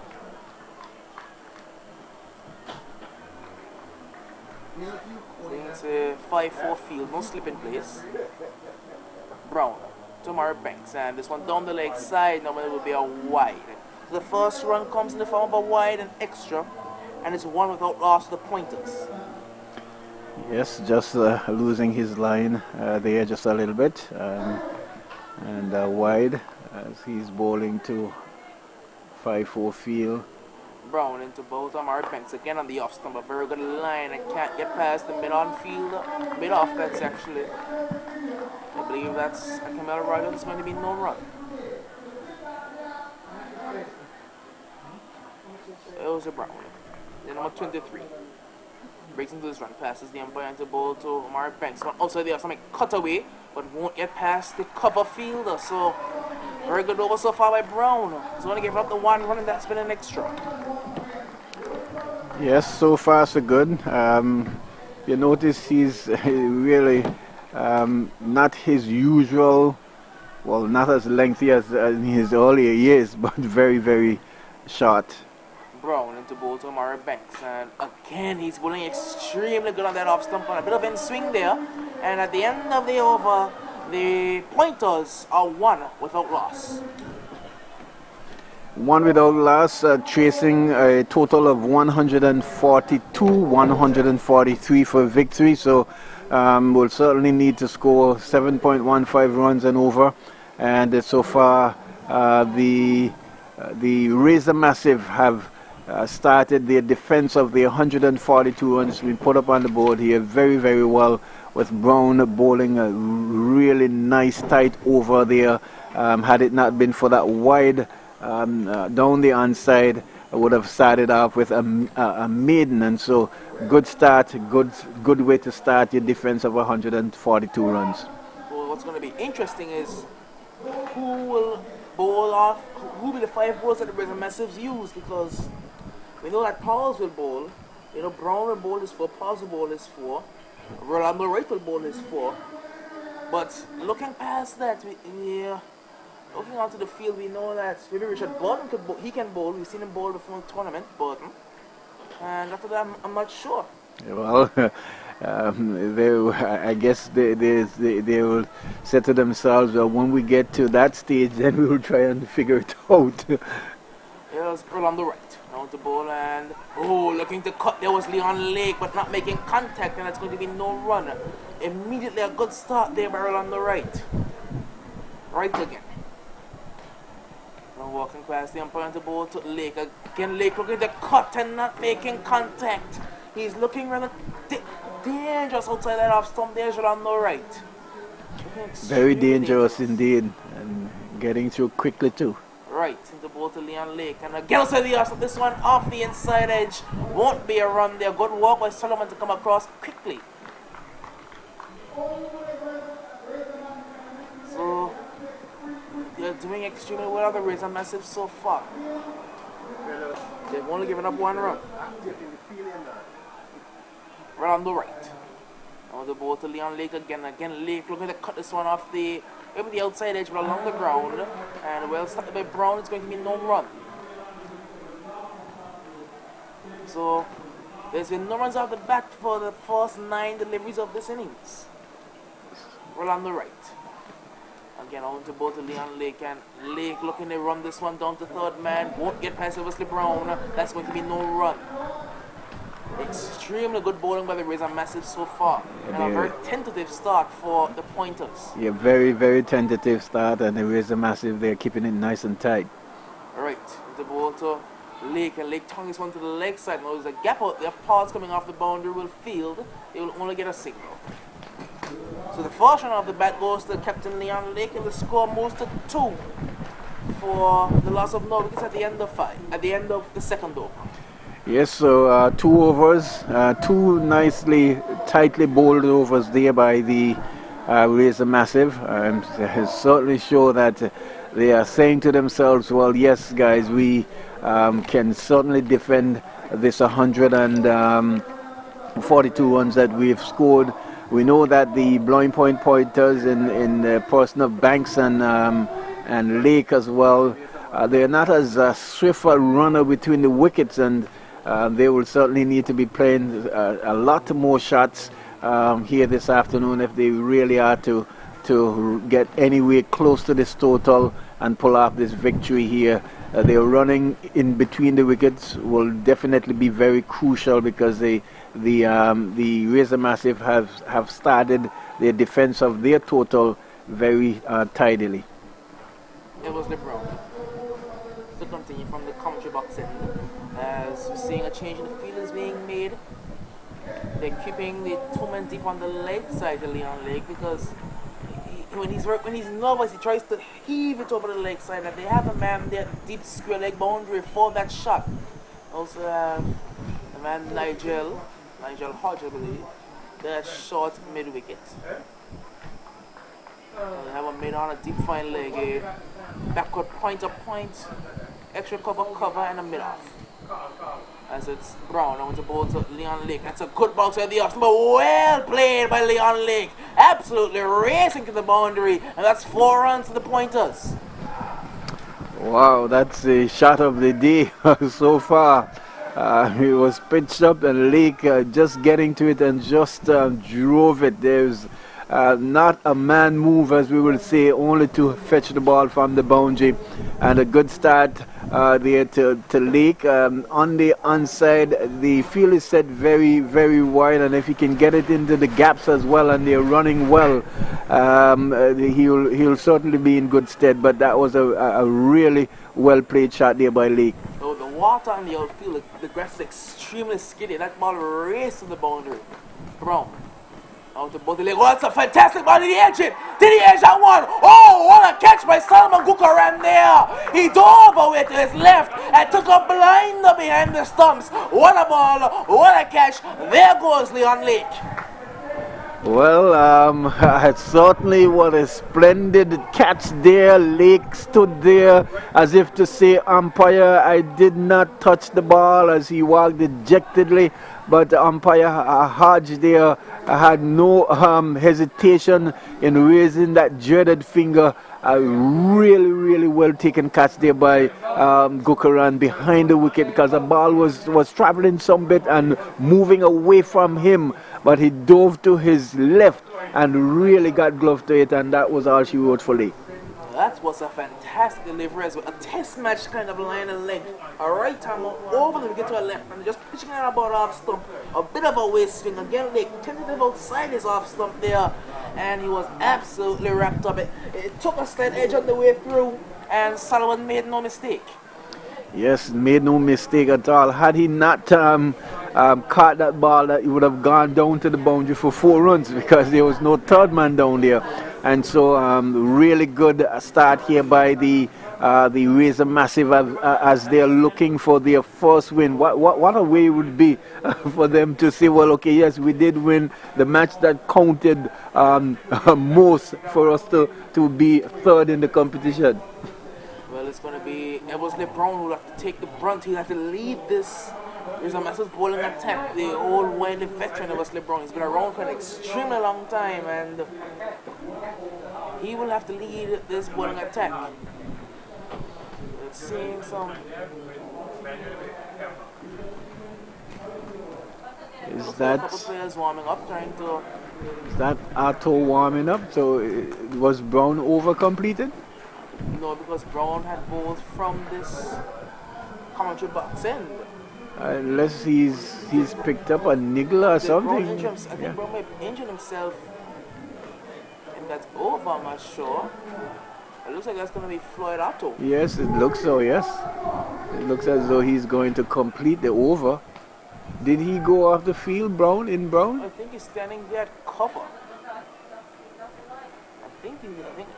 I'm not certain. But Floyd Otto is going to be coming into the bowling attack. I saw him start to celebrate after he bowled the ball. Then he turned around, made a signal to the captain. Because he didn't run to the keeper, instead he started to walk away. So he may have hurt himself. Yeah, interesting turn of events here. He bowled up the ball of the tournament and injured himself in the process. Yes. So they Floyd out to continue the over. Number 28 for the Razor Massives.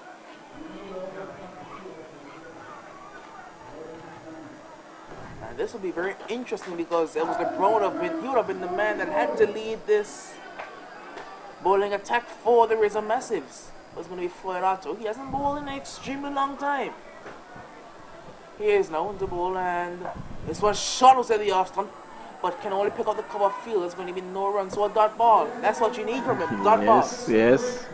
That ball is what you need to keep the pressure on, because these batters will know that in order for them to get close to these runs, they will definitely need to keep their wickets and score runs as well. Otto now. The ball to Josiah John, a new batsman. He's looking to pull, but not making contact. He's been maybe a bit short, but doesn't have the pace for John to really make good contact on the pull shot. And in the last match we saw John played, hit one or two good shots for 4, but then just gave it away. So we do hope that it will be something totally different here today. That's it's Otto now. The ball to Josiah John. He's just one high, he doesn't make good contact, but because the long on is back, he couldn't take the catch there. And they're going to get a single.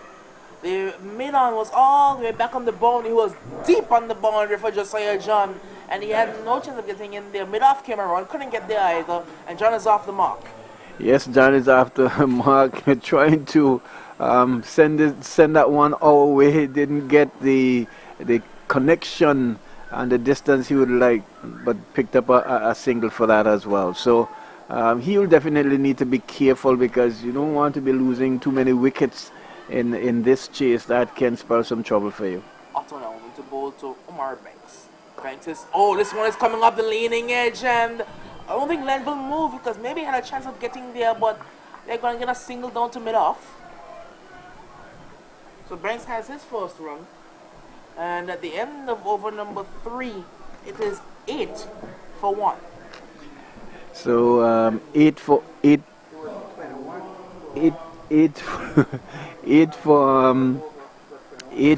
1.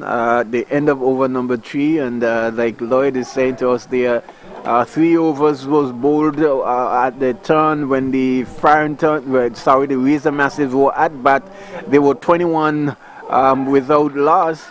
And some 13 runs difference here, and a wicket as well. So a really good start here for the Razor Massive. They seems to be in good spirits. They seems to be all up for this challenge in defending the 142 that they would have scored. But it's Banks and John at the crease. They will have definitely different ideas as well. Omari has been one of the big contributors to the pointers team in his last innings. He would have scored 77, not as a brisk a pace as you would have liked, but I'm certainly sure he will set himself up to bat and bat as long as possible to help them get to their respective score. Well, it's going to be Rolando Wright to continue. The left-arm off-spinner. Between umpire stumps to the ball to Omari Banks. This one is, oh, that's a good ball there. What a ball there. Almost took out the off peg of Omari Banks. Just getting the bat down in time. Fantastic bowling by the Razor Massive so far. Rolando Wright again turns quickly. The ball to Omari Banks. That's a good ball. And tripping a bit aerial. It passes down the boundary. He will come across and won't get there. That again, the outfield is playing its part because the rain on the outfield is making the ball skid and skid fast. That ball raced away for 4. Good shot by Omari Banks. Yes, and Paul was out there, and as you can see him just trying to swing his hand around to make sure whether or not he would have fallen heavily on it as well. He's holding his shoulder. He made a valiant attempt to stop it from going for 4, but to no avail. Right, the ball to Banks, and Banks again can't make a run on this occasion. But one man that you wouldn't want injured right now is Jacob Paz, because with having such a limited bowling attack, he's going to have to bowl his 4. Right on the right to Banks, and Banks is pushing into the offside. Starting with Lionel Harrigan, that will be no run. Well, let's hope that he has not done himself any damage there. And right, to both the Banks, and Banks is driving this time down towards long off. They will only get a single because the 2 batsmen are not the quickest. John's coming back by himself, it looks like. John was coming back all the way by himself, and luckily for him, he looked up and saw Banks had not moved and got back in time. But Banks played the ball and just ambled through for a single, and was actually still, his back was still turned to John, and John was heading down the wicket as if to say, yes, it's 2 runs there, but not calling at all. It could have spelled some danger there for both batters. There's going to be Rolando Wright. It's ball to Josiah. This one there, but instead leaves it alone. So at the end of 4 overs, the pointers are 13 for 1. 13 for 1, the pointers, and certainly slow going here this afternoon for this chase for the Blowing Point pointers. They've still got Oliver Walker in the shed, and he can hit the ball and play some shots a long way, but John will definitely need to settle down, play each ball on its merit, and not to go helter-skelter here and give away his wicket. So he will need to be very careful, as we see Otto is going to continue after picking up that over there for Brown and finishing the over.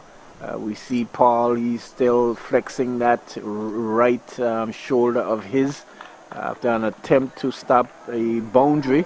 If he has done any damage to his shoulder, that can spell some trouble there for the Razor Massive. As I say, welcome back to Millington. Thank you very much, Harris. Just 1-2 Omari Banks. He's getting a wide delivery outside of the off stump. Doesn't make contact. Or 2. 13 for 1. 13 for 1 in the course of over number 5. Omari Banks is on 6, and with him is Josiah John, he's on 1. The man to be dismissed, Leon Lake. Here is Otto to bowl to Omari Banks, bowl to Banks. Banks is sitting this one down to mid-off, can't score. Score remains on 13. Well, limited on bowlers here. Jacob Pauls is favouring that right shoulder, not a good sight. It's not what his team would want. Here is Otto to bowl to Banks. Outside the off stump, that is going to go way over the long on, and it goes 1 bounce into the boundary for 4. Short, and Omari Banks on this occasion making use of that early gift, hitting it over the top of long on and into the boundary. It goes for 4. Otto will be advised to pitch the ball up and he'll be closer to the batsman.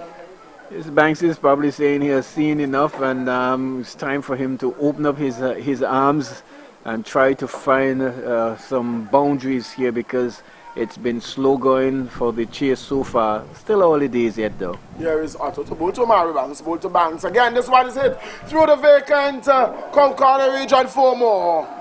Omari Banks getting set and he is on the go. It is 21 back-to-back boundaries and they are on the go. Yes, back-to-back boundaries like I mentioned earlier on. Banks says, well, I have seen enough of Otto and I think I can have a go. He's not bowling anything that will pose any of threat to me. We are still in the power play overs and let's maximize every effort as we see some instructions there between 4 players of the Razor Massive, the likes of Harrigan and Otto and 2 other players there suggesting field settings. Millington, they're just a little bit ruffled here for the time being. Yes, Otto doesn't have the pace to trouble Omari Banks. He's bowling some short, gentle lollipops, running up and getting the ball up, but really and truly will not hurt Omari Banks. So there's a change in field. The third man has come off the boundary and now we have instituted the long on and the man and the square leg boundary. Here comes Otto to bowl to Omari Banks. Again, this one is in the air. It's going to get past the short third man. It's going to run close to the boundary. It's not going to get there. They've gone for one. We'll come back for a second. The ball being relayed there by Jacob and it's going to get into the keeper. The total moves on by 2 to 23 and Omari Banks is on to 16. Banks is quickly on to 16. With him is Josiah John. He's still on 1. The total is on 23 in the course of over number 5. Here is Otto with number 28 on his back. He looks around, sees Omari, taps away, moves away from us here at the commentator's booth end. Ball to Omari Banks. This one is a force up to mid-off. Omari is going to look for the strike and he's going to get it too. Well, Omari loves batting and so at the fifth or 6th ball, once you are batting with Omari, you could rest assured that he's going to look for that single. He has looked a little bit more purposeful here this afternoon when compared to other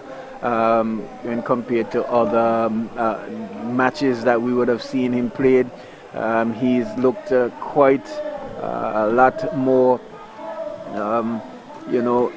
playing with a lot more urgency as the chase continues. It appears as if he's saying, I don't want us to get too bogged down and get too far behind the scoring. Let me try and see if I can push for those singles and try to score a little faster here this afternoon. Yes, one would want to see the very same urgency in Omari Banks when he's facing the first ball of the over and the 5th or 6th ball, because you see that he will look to force that single at the 5th or 6th ball of the over. And if he is consistent in doing that, be it the 1st, the 2nd, or 3rd ball of the over, he can maximize the over rather than looking to just keep the strike at the 5th or 6th ball. Yeah, that's true. That's so true. And what they need to do is make sure that they, as we see, long hold up here, and as the field is being adjusted, seems as though it's going to be Pauls from the city end. We will wait to see how he fares, because he was flexing that shoulder after an attempt to stop a boundary from a shot play there by Banks. He's just about to bowl now. You can see him still holding on that shoulder, still flexing it, and trying to go into some bowling motions, Millington, as if to say, let's see what's happening. There is a Pearl. So bowl to Banks gets in a wide delivery. Line outside the off stump, a wide ball. And with an already injured shoulder, you won't want to be bowling extra deliveries unnecessarily at all. Omari Banks stops away, waits for Pearls from the city end. Pearls walks and breaks into a run. Passes umpire Proctor. Bowl to Omari Banks. Omari is getting this one over the top and into the boundary. Goes 1 bounce, 4 runs. Omari Banks, a man on mission in the over number 6. He's really taken this bowling attack apart. Yes, and he is up the ante, so to speak, here. Paul's seems to be in some discomfort as well. Has not gotten the ball in the right places that he would like. He's still flexing his shoulder, and certainly in a spot of bother here this afternoon as he is into his first over. Here is first. Ball to Mary Banks. Ball to Banks. It's a better delivery. This is a better delivery. One coming into the pad. A full pitch delivery. Mary Banks was looking to go over long on. Then make contact on that one. The ball ricocheting off his pad and into the offside. No run resulting. Score remains on 29. 29 for 1. The lone wicket of Leon Lake. Here is Pauls, the ball to Banks. Runs away, ball to Banks. Banks is hitting this one down to long on. It's not going to be a catch. It goes 1, 2, 3 bounces to the man who sends the return into the bowler's end. Score moves on by 1 to 30. And Omari Banks is on to 22. On to 22, Omari Banks brings Josiah John on to strike. He's on 1.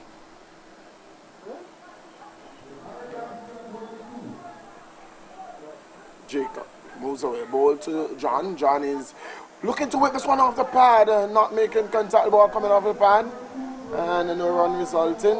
Score remains on 30. Scoring at just about 5 runs and over.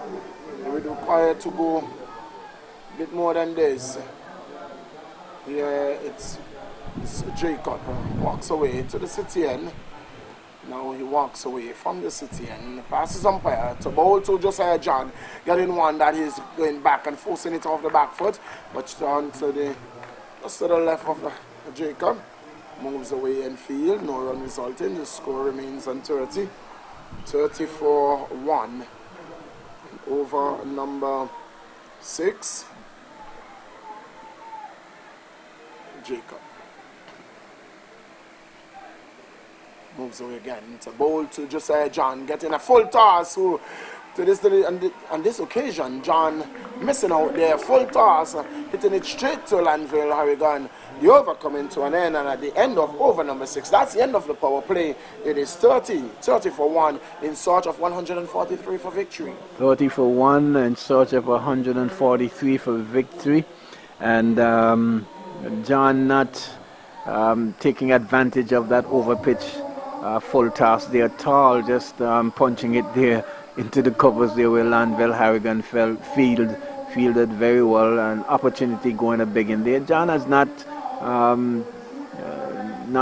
been his usual self as we are accustomed to him at this point in time. It seems as though he's trying to really push things on a little bit too quickly and not picking up the deliveries as yet. So for him, all it is yet, it'll be interesting to know how many balls he would have faced. He has not had a lot of the strike, and so maybe hence the reason why him not playing the way he would like to play. But we continue with Otto Millington.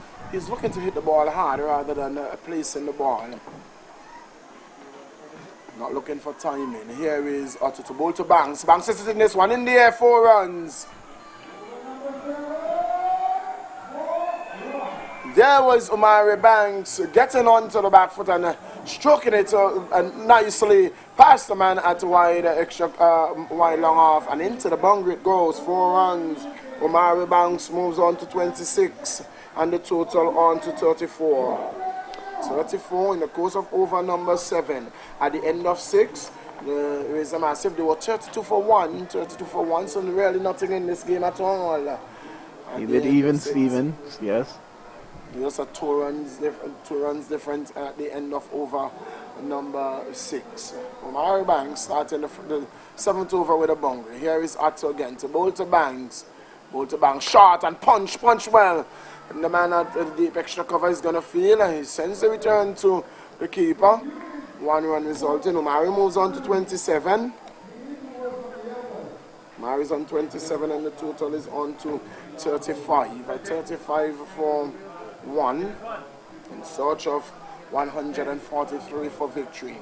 The man that the Razor Massive want to see the back of is Omari Banks. He's on the non-strikers end. It's Josiah John who is on strike. Taps away, waits for Atto. Atto.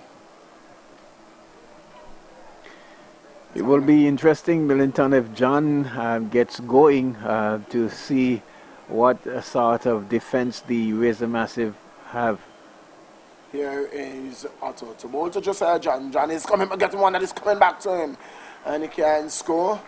Josiah John, when he gets going, he's almost unstoppable. But Otto here is keeping him in check. Otto is keeping him in check. The ball jogging back from outside the off stump. Looking to force it away on the offside. Couldn't beat the man there. Score remains on 34. Here is Otto again to John. John is helping this one. Down to the fine leg region. They've gone for one. They will look for a second. They're coming back for it. They will get it too. It's man Nigel Long there. Couldn't stop the two. That one was wide of him. He had to move to his left. And in the process, crosses over for two. The score moves on to 37. And Josiah John to 3. Here is Otto. Waits for his keeper to get back in place. He moves away from us here. To bowl to Josiah John. Bowl to John outside the off stump.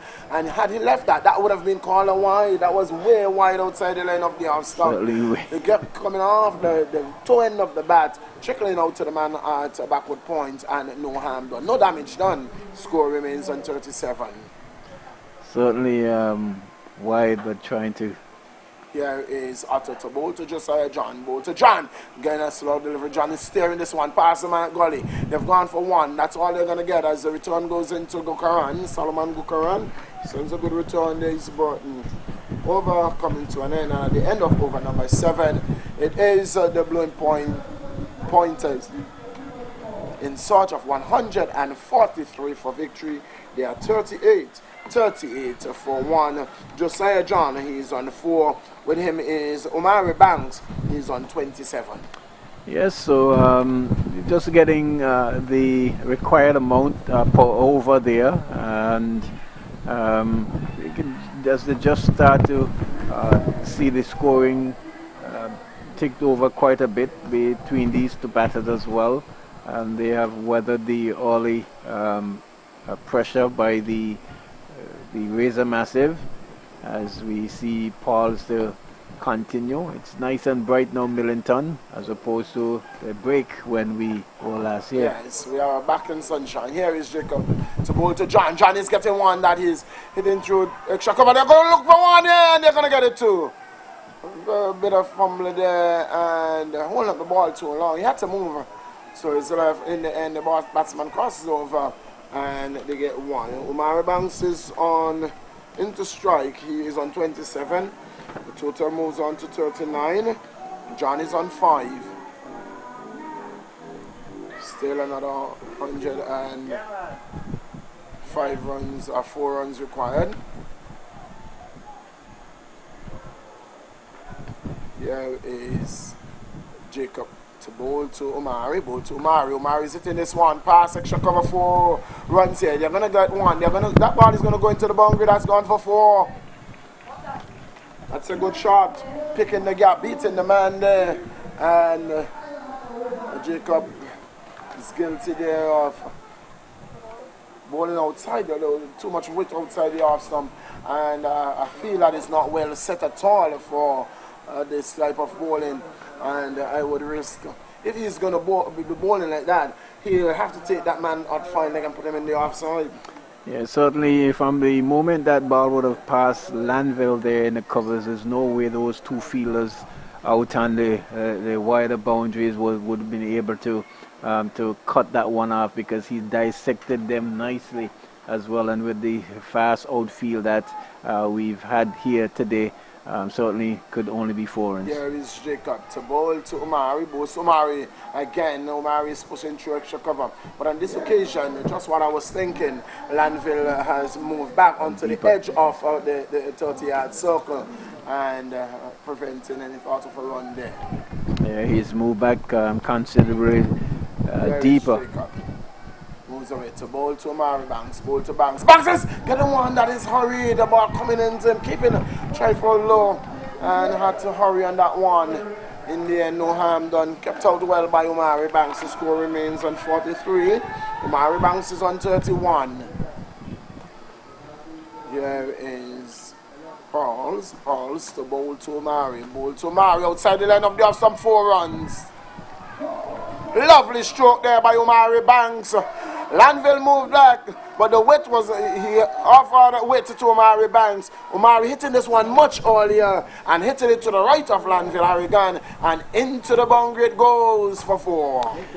Really an exquisite shot there, played by Banks there elegantly, and you see some some conversing going on between Pauls and is that Harrigan there, but Omari is in full flow here. It's totally playing a different innings to his last innings when he was played. It was very, very slow, but seems to be in good nick and going great guns here this afternoon. It will be interesting to find out from our score reporter as to how many balls he would have faced for his 35 Millington.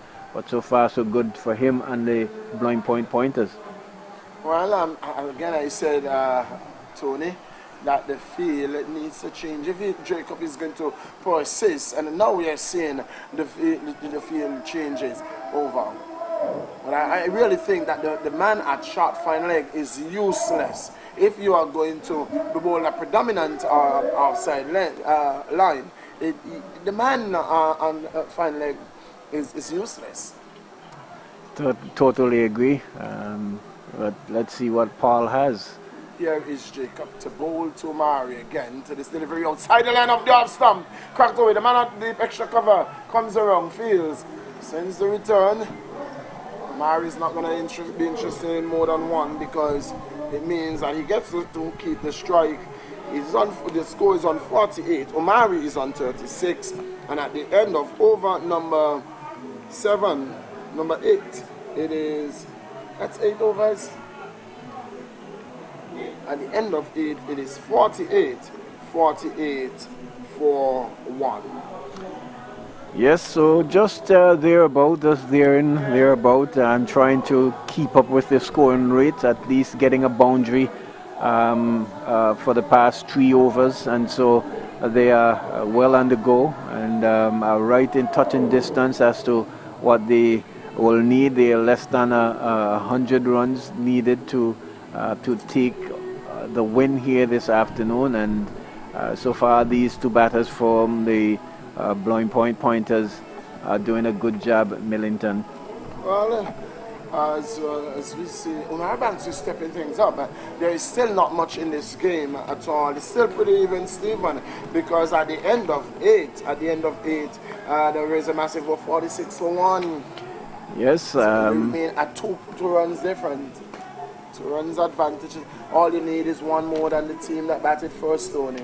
But the thing is that is the quota of bowlers that's available for the Razor Massive. They're out of 4 overs. Well, they remain now, as we see, Arthur now. Arthur to bowl to Omari Banks. Bowl to Banks. Banks is getting 1. That is lying on the leg stump.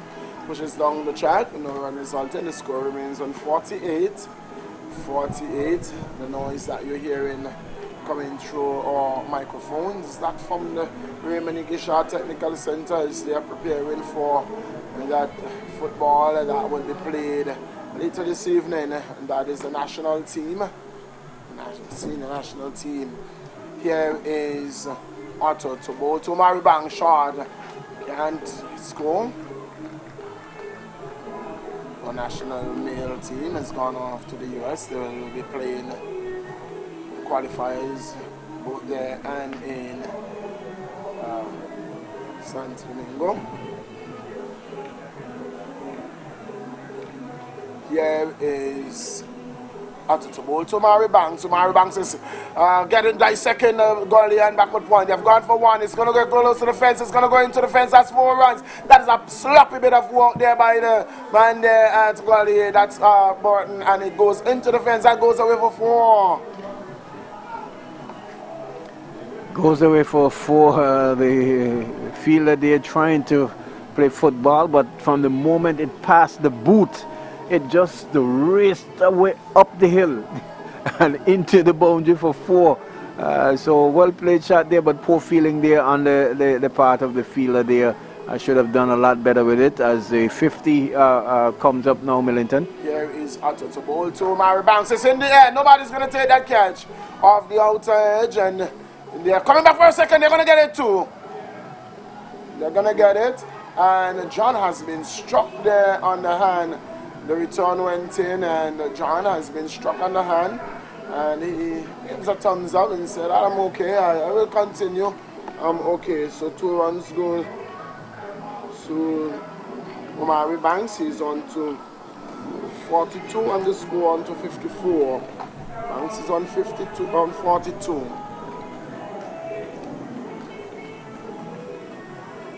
Here is Otto to ball to Omari Banks. Ball to Banks. Banks is hitting this one, and the man in attendance there is Landfill Harrigan. Stops it, no run resulting. It is as if Razor Massive just finds a way in every game. They know how to lose, and they will find a way to lose in every game. If that's the way you put it. When it's not the poor batting, it's poor feeling. Here is Otto to ball to Omari Banks. This one is walked off the pad, down to the man coming off of the square leg boundary. Can't stop the single. Omari is on to 43. What a chance. It's gone for 4. Well, for a moment I put my head down to score a single run, and the ball has gone into the boundary for 4. Sloppy bit of work there, and Omari is on to 47. Omari inches closer to his 50. He's on to 47, and the total has moved on to 57.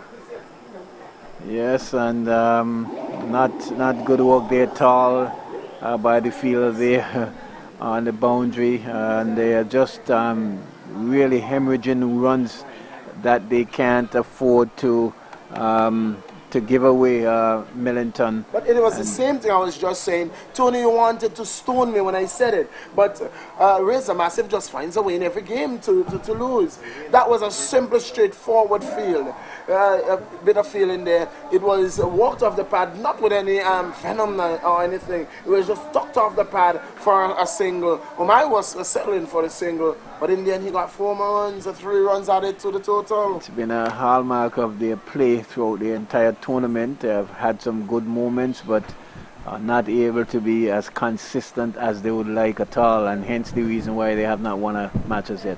Omari is on 47, John is on 5. It's 58 for 1. 46. Omari is on 46, the scorer says. Here is Jacob to bowl to John. John is hitting this one through the onside, in the air, into the boundary, 4 runs. The man to forward of square was coming around to make the field, but the ball went to backward square and raced away into the boundary. That goes for 4, and the total moves on to 62. 62, and Omari Banks, well, it's Josiah John who moves on to 9. Yeah, that's what I was saying, Millington. If John has if he can get his act together and start going, then he could spell some trouble here for the Razor Massive. Here is Jacob to bowl to John. John is hitting this one. This is going to go into the boundary. Yes, it goes into the middle boundary, 4 more. Josiah John is on the move. He goes on to 13, and the total races on to 68. 68 for 1. In the course of over number 9. 66. 66. 66. 66. Yeah, 66 for 1. Here is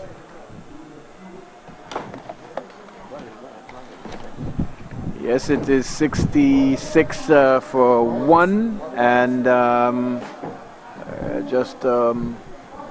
we see some deliberations going on between the bowler there in Paul's and the couple of the fielders as well, the veteran Harrigan there, And it's Pauls to continue. He has not bowled as well as we have seen him bowl throughout the course of the tournament. I don't know if that knock on the shoulder as he runs in from the city end, bowls to John. John dabs it into the offside.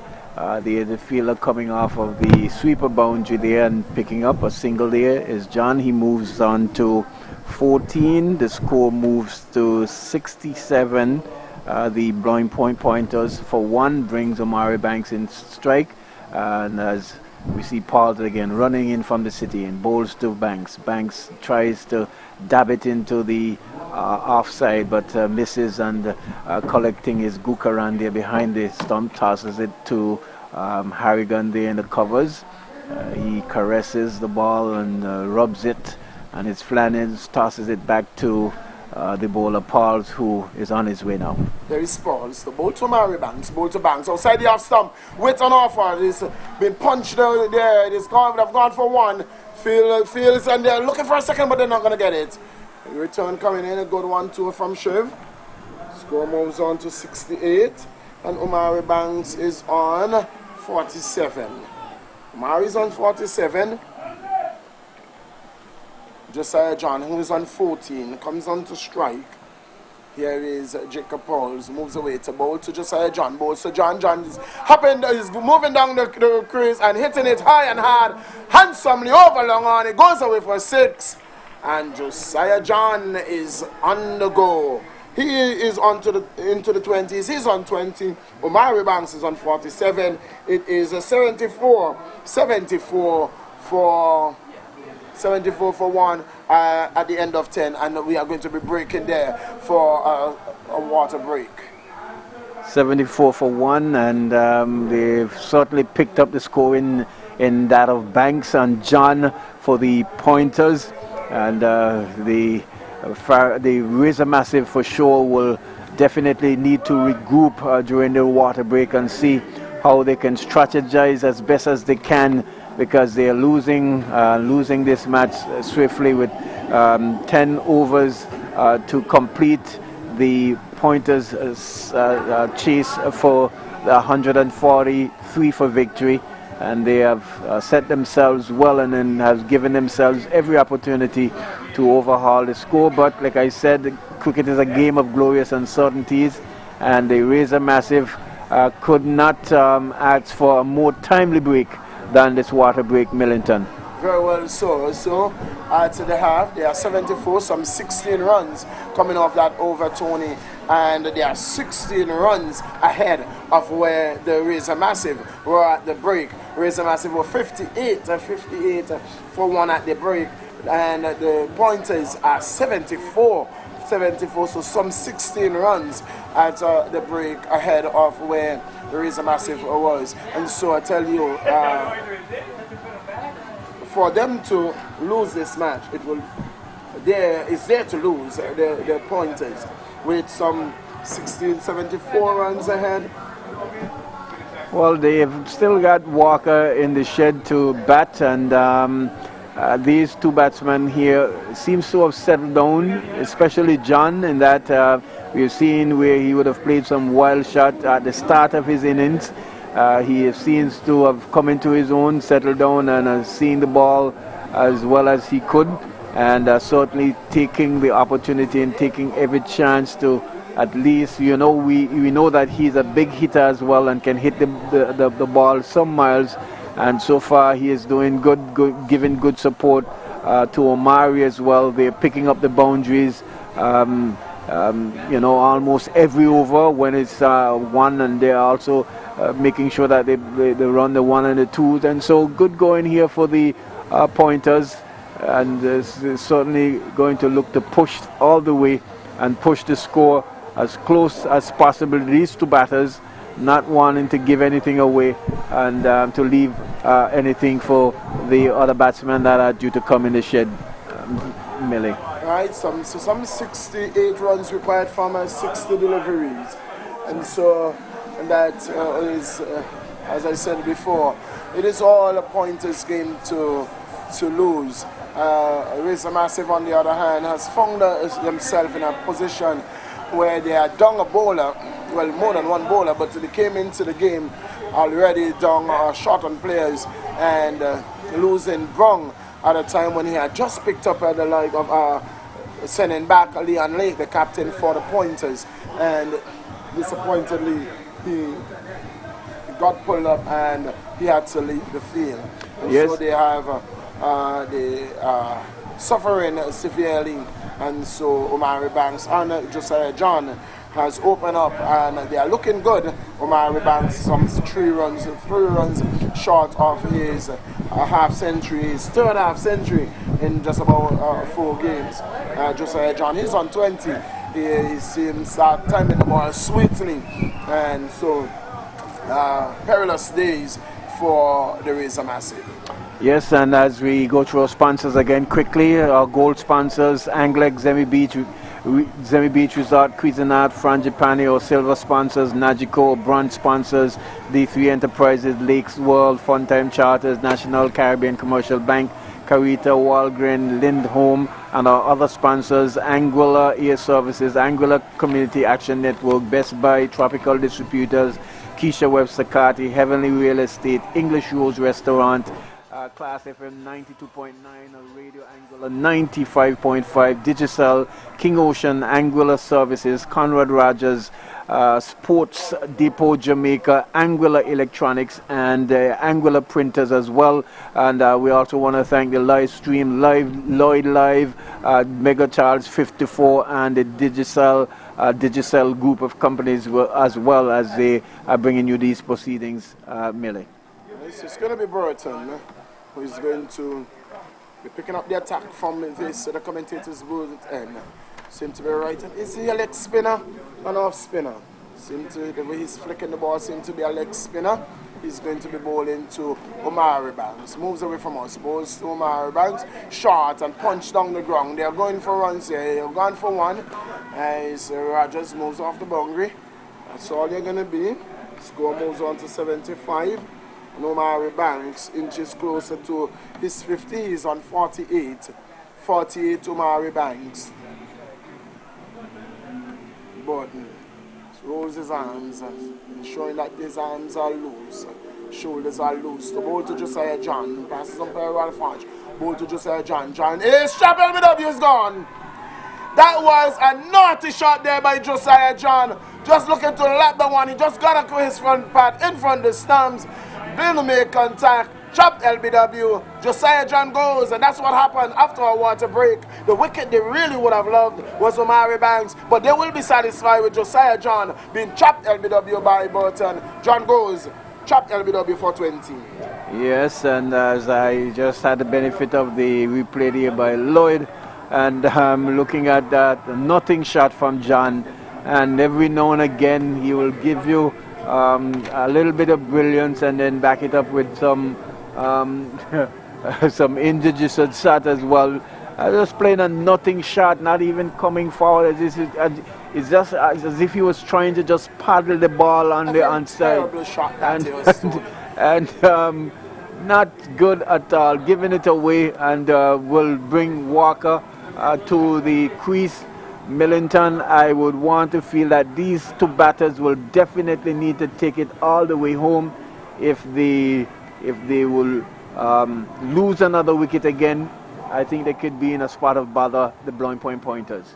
From a position of absolute dominance, you had absolutely no reason to be playing that shot. You are facing the leg spinner for the very first time.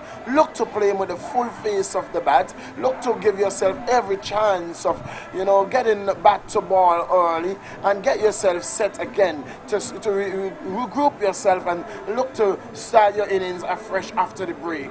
It wasn't to be. Josiah John looked for a lap shot, got the front pad dead in front of the stump, and umpire Ralph Hodge had no hesitation but to raise that dreaded finger and say to Josiah John, you're out of here.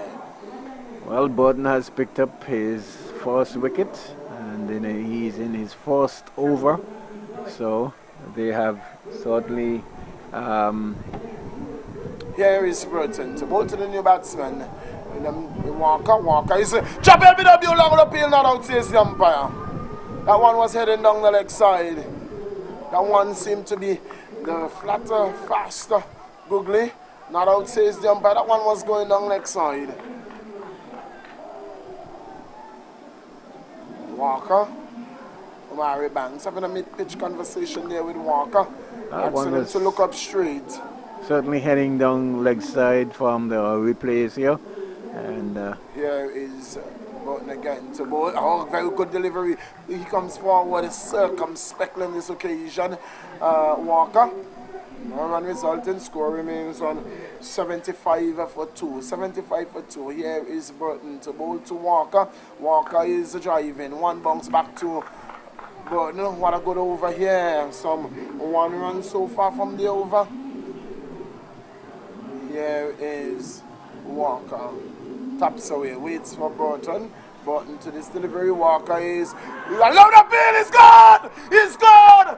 And the Pointers are having some spot up batter here with Burton picking up the second wicket in the over.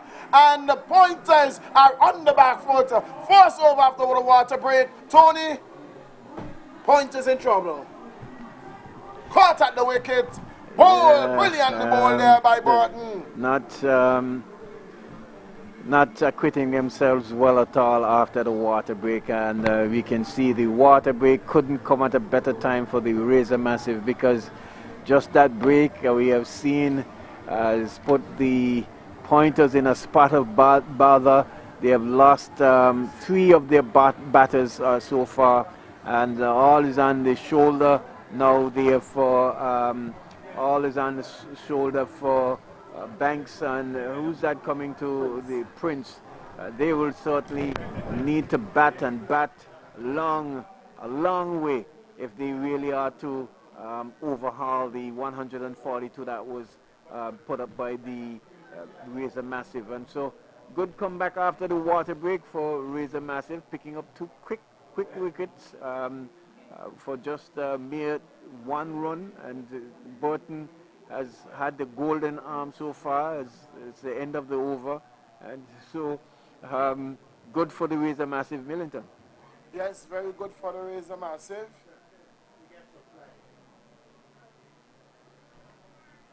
So the new batsman is Prince, and he's going to be the non-striker because that was the end of the over, the end of over number 11, and over that Burton will never forget. An over in which he picked up some 2 wickets and it cost him just 1 run. So Prince, the new batsman.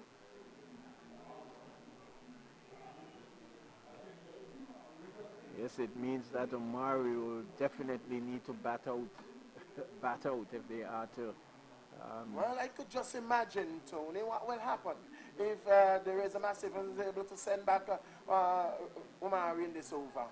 Well, they can certainly feel happy that they will be in with a good chance of winning this match, winning their first match this afternoon. Rogers. It is going to be Rogers who is going to be taking up the attack from the far end. Akimel Rogers.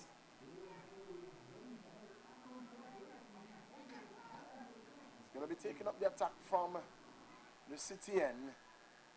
Can Akimel spin some magical run Omari Banks? Can he bring an individual shot from Omari and send him back? Well, it's all to play for. Omari Banks looks around. He is on 48. Is he the lone soldier? Is he the man to get Pointers over the line? He's asked Prince to go wider because he'll be looking to drive Akimel straight down the ground. Here is Akimel to go to Omari Banks. He's getting this one through mid-wicket. Can't score. Score remains on 75. For those persons who are interested to know on Island. I'll get back to that. Here is Akimel to bowl to Omari Banks. Bowl to Omari. Omari is hitting this one down the ground, 4 runs. Straight back over the head of the bowler and into the long off boundary. It goes away for 4. Omari has raised his 50. He is on 52. He is on 52, Omari Banks. So his 50 has been raised. He's on 52 and it's 79. 79 it is for 3. Omari Banks is on 52.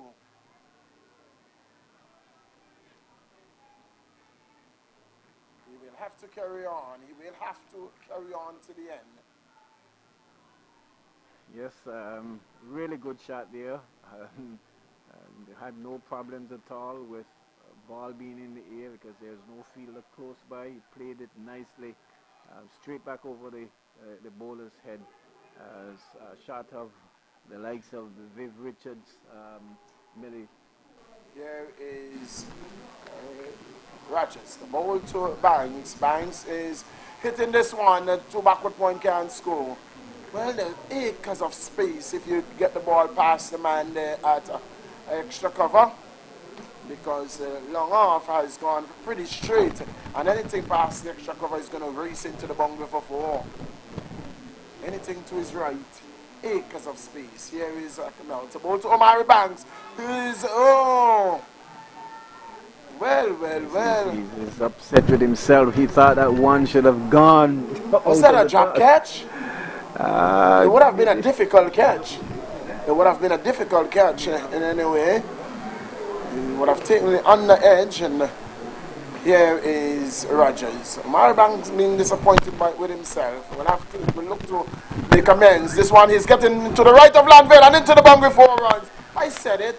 Anything to his right is going to go into the boundary, and so it has. It has raced away to the widest long off boundary. It has gone away for 4. Omari Banks, he's on 54. He's on 54, 56 rather.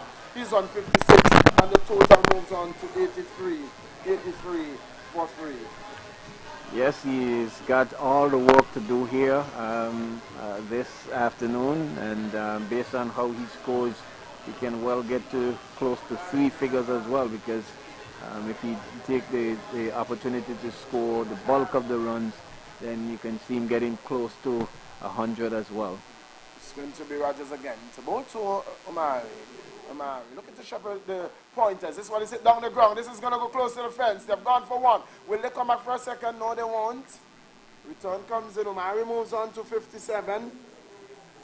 He's on to 57. The over coming to an end.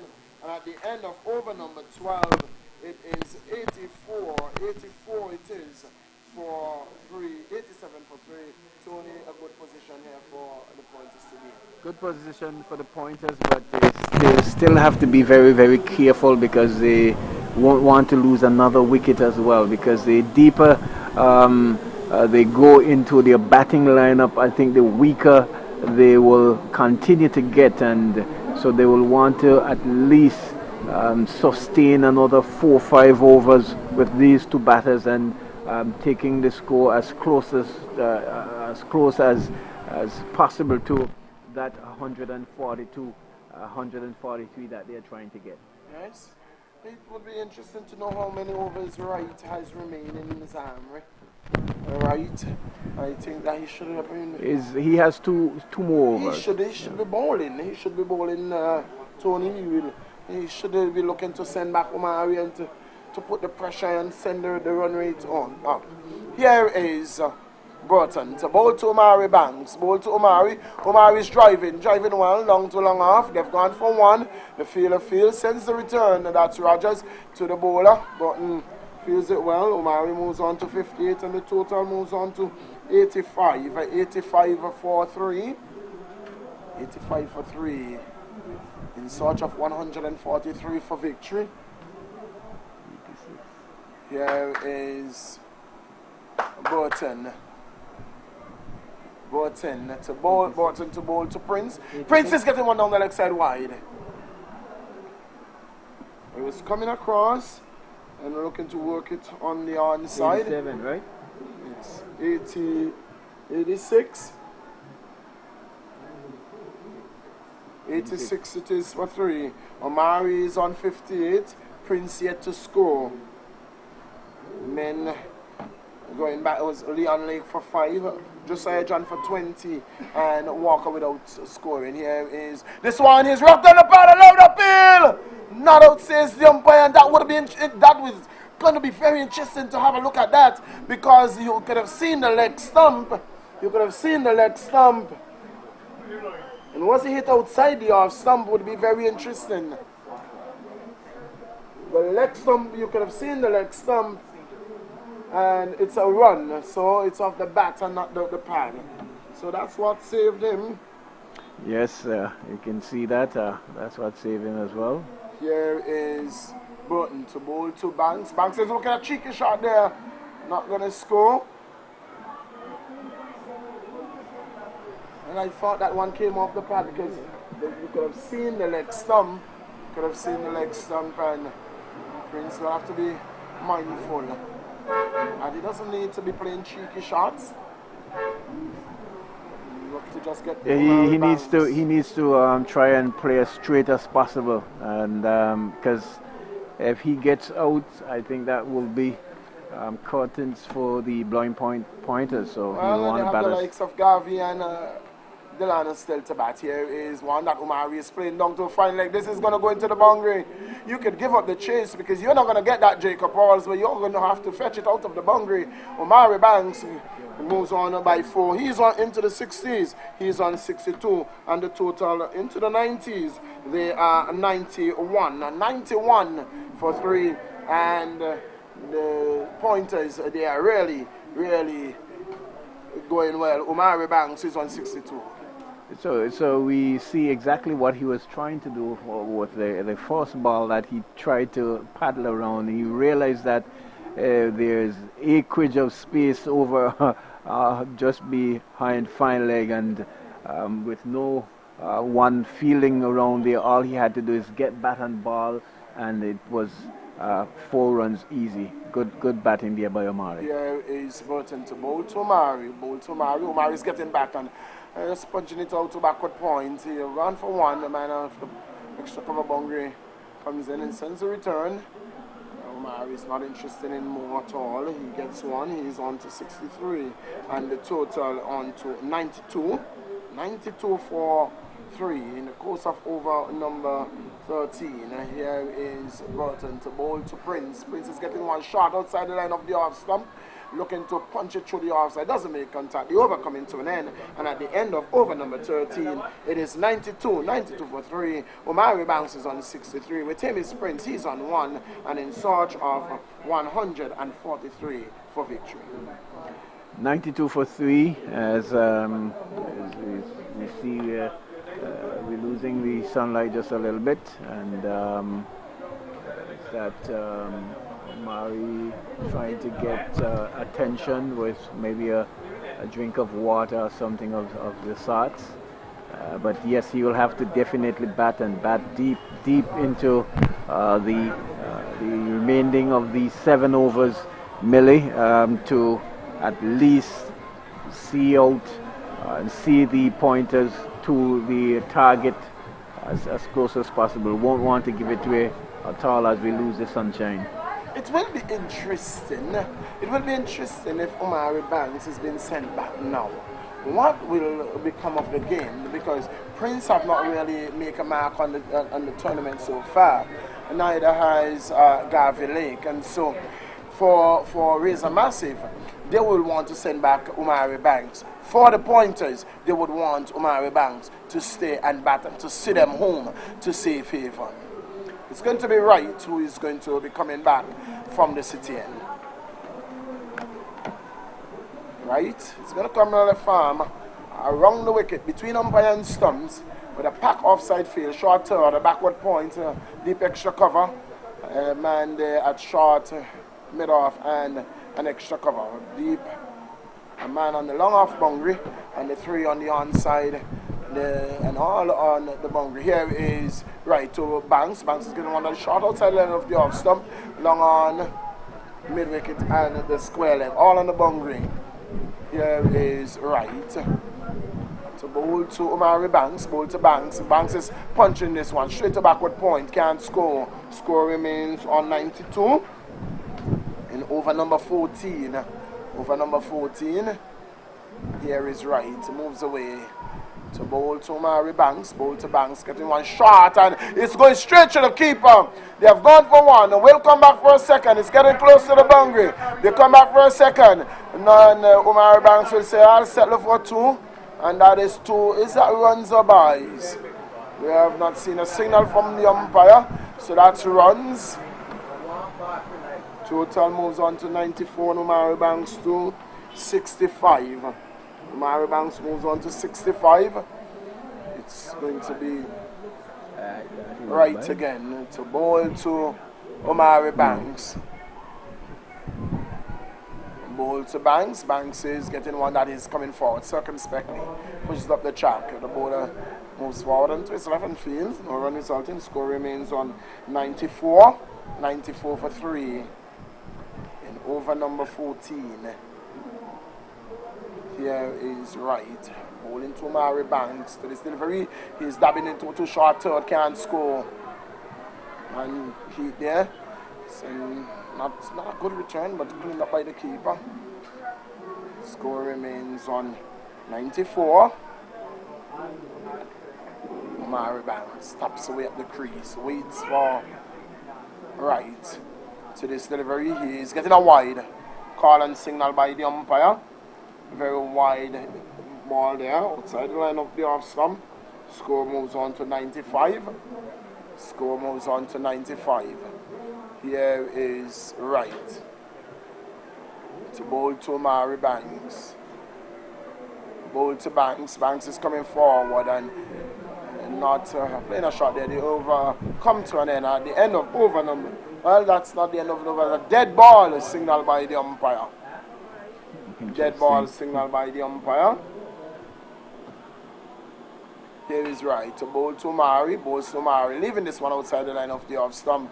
Over finally coming to an end. And at the end of the over, it is 95.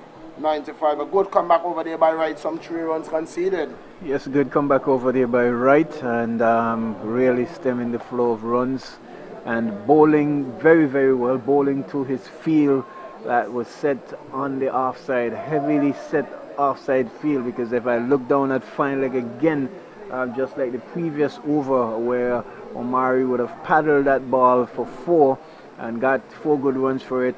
This time, Wright, the bowler from the city, and making no mistake at all, bowling just outside of the off stump. We've seen quite a number of dab shots, and Omari trying to pace the heavily set offside field, not being able to do so, getting 2 fortuitous runs there, swinging the ball, passing the keeper as well. What we thought was buys was actually runs.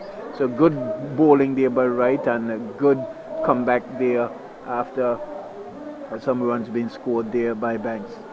Alright, so that's the end of over number 14. The end of 14, it's 95 for 3. Here is this one is shot on the ball, low the field, out, says the umpire. But the umpire says off the edge, and Prince has to be very careful because Prince is walking across his stump, and had not that been an edge, we could have seen the dangerous finger. Omari Banks is speaking to him, because that is an injudicious shot there from Prince. Edge found, fortunate for him.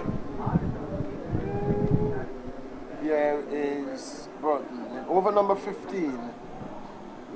Moves away to bowl to Prince. Prince is swinging this one. Is that off the bat, or he got it's the pad?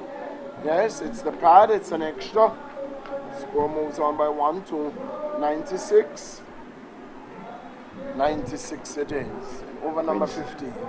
Prince doesn't look too assured of himself at all, because he's not getting bat to ball at all, and I was wondering if they might have missed the trick, maybe to send. Here is Burton to bowl to Banks, who's hitting this one down too long off. They're looking for 2 here. They're going to get it 2 because there's a bad bounce there, and in the end he was lucky that the ball came ricochet off his body and went forward. Score moves on to 98, and Omari Banks to 67.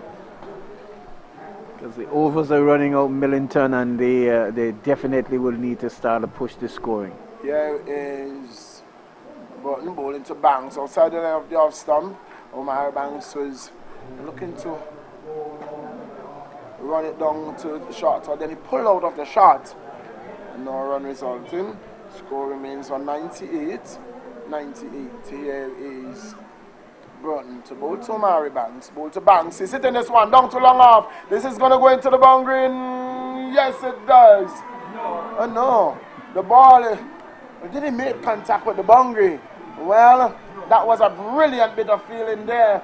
Brilliant bit of feeling there by Shaver. He came around and he got his body between the ball and the boundary. And brilliant bit of work there to save that one. The 100 has been raised. The 100 has been raised. Omari is on to 69. But that's brilliant bit of feeling there by Shaver. Here is Burton again to bowl to Omari Banks. Omari is hitting this one down to mid wicket. They have gone for one. They are looking for two. They will come back. Prince is coming back. Omari says no. He sends him home. The return goes in. Omari is into the 70s. He's on 70 and the total is on to 101. 101 at the end of over number 15. 101 for 3. Wellington, I think you said Prince got his body. I think it was Shiv, sorry. Got his body, but I think what happened is that he was racing across to stop it, just slipped a bit, and his position after the slip ended up nicely, and the ball just rebounded and actually hit him and stayed in the field. Had it not been that, it would have gone for 4 runs. But good work by Shiv there on the boundary. 42 is what's required. 42 from 30. 42 from 30, that's a simple equation. Any day in T20, the batting team has the advantage. Yeah, the batting team has the advantage if they can really bat the way they are to bat. And Omari has been there. He's on 70. I think he would have scored 77 in his last knock as well, so still has an opportunity to get 3 figures. We have not seen anyone scoring 100 in this tournament as yet, so that will be quite a feat as well. So we will wait and see, but he has Paul to contend with now coming from the city end. Here is ball to Omari Banks. Shot wide, 4 runs. 4 runs they're going to get. They're going 1, they're not going to get more than that. They're coming back here though. They're going to get 2 runs. The ball was over the top of Lanville Harrigan. Wide extra cover. Score moves on to 103.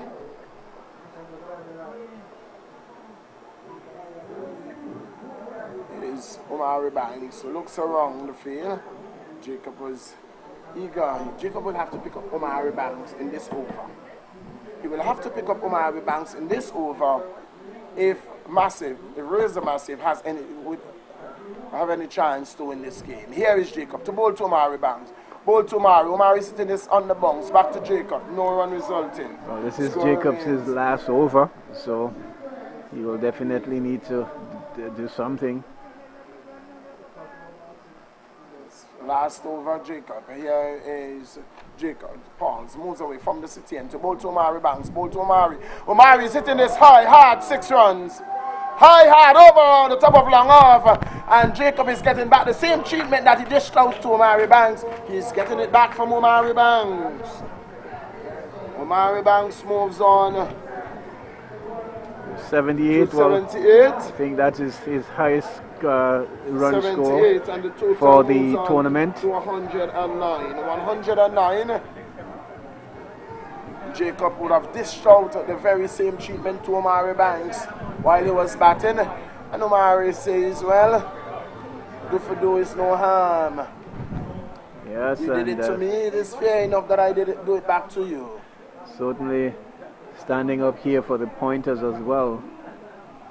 He's an international player, have international experience, former West Indies all-arounder. Here is Jacob Walsh. Bowl to Omari Banks, bowl to Omari outside the line of the off stump. Wide call and signal by the umpire. That's a very tough call there, but it's wide nonetheless. Yeah, Omari is a very tall man and he could have reached that. And so the line is just a guideline. Nonetheless, White says the umpire. 110. Here is Jacob Pauls. The ball to Omari Banks. Ball to Omari. Omari is hitting this one in the air. And over the top, 6 more. Omari Banks moves into the 80s. He's on 84. He's nearing his 100. Can this be the very first century for the tournament? Sure, he in might the 3rd place playoff, Tony? He probably will be thinking of that, Millington, but 16 runs he needs. Certainly making the most of this over here from Pauls. Well, he needs another 116, so they need another. No, not 30, another 28, sorry. Here is another 29 runs. This one is hit through the extra cover region. The man feels on the boundary. Omari moves on to 85. 85. The total on to 117. 117. Just another 26 runs because the Razor Massive would have scored 142. Here is Spurs. The ball to Prince. Prince is a big heel outside the line of the off-stump. Doesn't make contact. And Omari sends him back. Omari is saying, I am nearing my 100.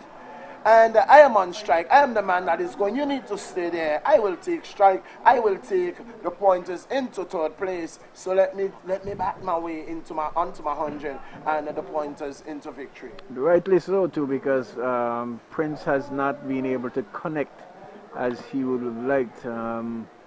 Not getting hold of the ball at all, and so Omari will want to take as many ball as possible throughout these few remaining overs to make sure that the pointers take it all the way home. It's 117 for 3, so another 26 runs, and they will see themselves winning this one again and picking up the 3rd spot. Burton in his final over. Burton will look and will dearly love to send Omari Banks back. Short of that 100. He needs 15. He is on 85. Prince is on 1. The total is 117. 117 for 3. Omari taps away. Waits for Burton. To this delivery. He's getting one that is hitting down the ground. He's dropped. Look, they've gone for one. They're looking for a second. They're coming back for it. Prince is going to get home. Omari is going to get home. Omari goes to 87. Omari's on 87. It's 119. 119. 13 runs away from that magical figure. No one has crossed that 3-figure mark up to this point. Omari Banks is looking to be the one who is going to cross it first. He's on 87. Here is Burton. Burton to Omari. Omari is hitting this one. Due to extra cover, can't score. Lanville Harrigan is on attendance there. Knocks it down, releases it back to Burton. He's on 87, Omari Banks. Before now, Dimitri Adams would have been the top scorer. Here is Burton to bowl to Omari Banks. So he's getting this to short 3rd. Cheeky shot there, misfield, and he gets one. He's on to 88. Omari Banks, the total moves into 120 with 23 runs required. 88, Adams would have scored 88. 23 required. So equal for the highest score, yeah. 23 required. Omari needs 12 for his 100. Here is Burton to bowl to Prince. Prince is hitting this one past Burton. They're going to get one. Burton not getting to that one. The ball goes down to the man on the edge of the circle. That's Rogers. Gets one of Prince. He's on 2. Omari is on 88. He's on strike. Score is 121. 121. Here is Burton to bowl to Omari. Omari's punching this one down to the man coming off the long off boundary. He's going to get one. The total moves on to 122. And Omari is on to 89. He's on 89. 11 to that magical figure. Omari has now eclipsed the highest score of 88, scored by Dimitri Adams. Here is Burton to ball to Prince. Prince is working this one nicely off the pad, down to the man at forward square. They have gone for one, they're looking for two, they're not going to get it. The return goes in the end of the over, and at the end of over number 16, it is 123 for 3. Omari Banks is on 89, and with him Prince, he is on 3. So a mere 20 runs to get, yes. and then as we see Banks again coming, maybe to get probably a drink of water. He has been out there from the start and really pushing the Blowing Point Pointers to a victory here this afternoon. He's been supported there by Prince, but the Razor Massive, they look as though they've just about out of ideas, as we can hear to the back of us. The Anguilla national side is slated to be playing in their first encounter here of the World Cup qualifying for Qatar 2022. They'll be taking on the Dominican Republic, and we can head on over to the Raymond Igishad Stadium as soon as this match is finished to see how the boys will fare out there. We wish them all the best, and you too can do the same as well. There's lots of seats. You can definitely come on and view the proceedings. Yes, Tony, as you're hearing the noise in the background there, and that is from the Raymond Igishad Technical Center. It seems that the national team has just walked into the playing area, and so anytime now we can hear the national anthem of Angola being played there at the Raymond Igishad Technical Center. That will be on the big screen because the game is being played in the US, and this is indeed our home game. So we are hearing the national anthems of the teams now being played, Tony, as we wait for the resumption here. It's going to be Rogers who's going to be continuing. He's going to be bowling to Prince. You hear coming through our microphones. That's the anthem of the Dominican Republic being played there. And next it's going to be that of the home team. So the away team, Dominican Republic, the home team being Anguilla. It is going to be Rogers who's going to be bowling to Prince in sort of 20 runs from 24 deliveries.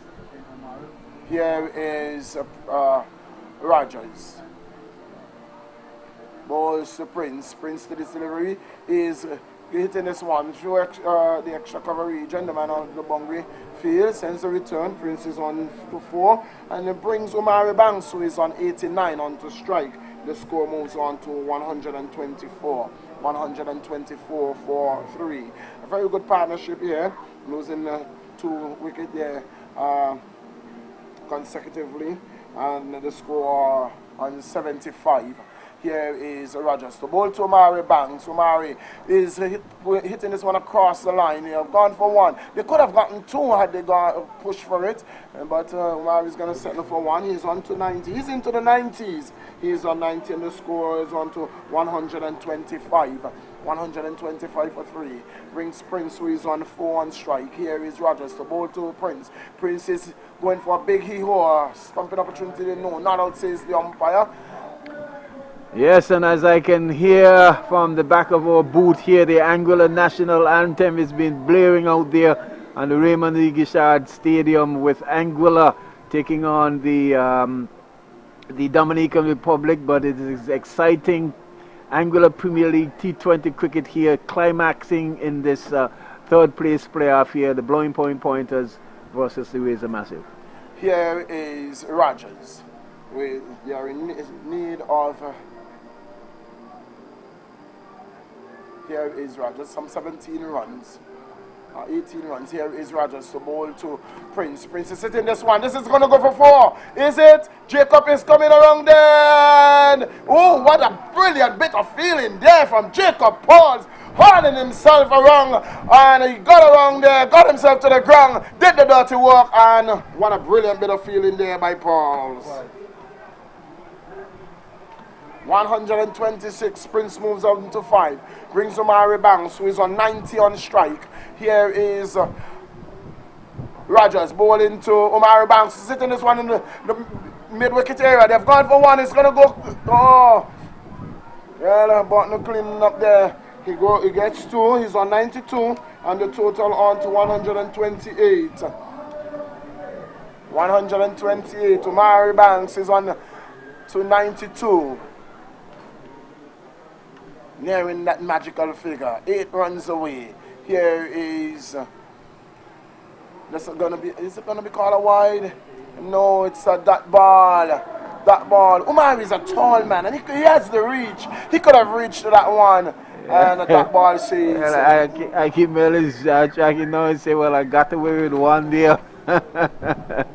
But yes, Omari was thinking that should have been called a wide, but I can really say it looked wider than it really was, because Omari Banks was standing on just about outside leg stump, and he's a tall man, and the line is just a guideline. It's just a guideline, and so the imaginary line is going to come into play when a shorter batsman come on strike, and so very well, so not called a wide there by the umpire. Murray was disheartened by that one, but it remains how it is. It's 128 at the end of over number 17. Yeah. 3 more overs and another 15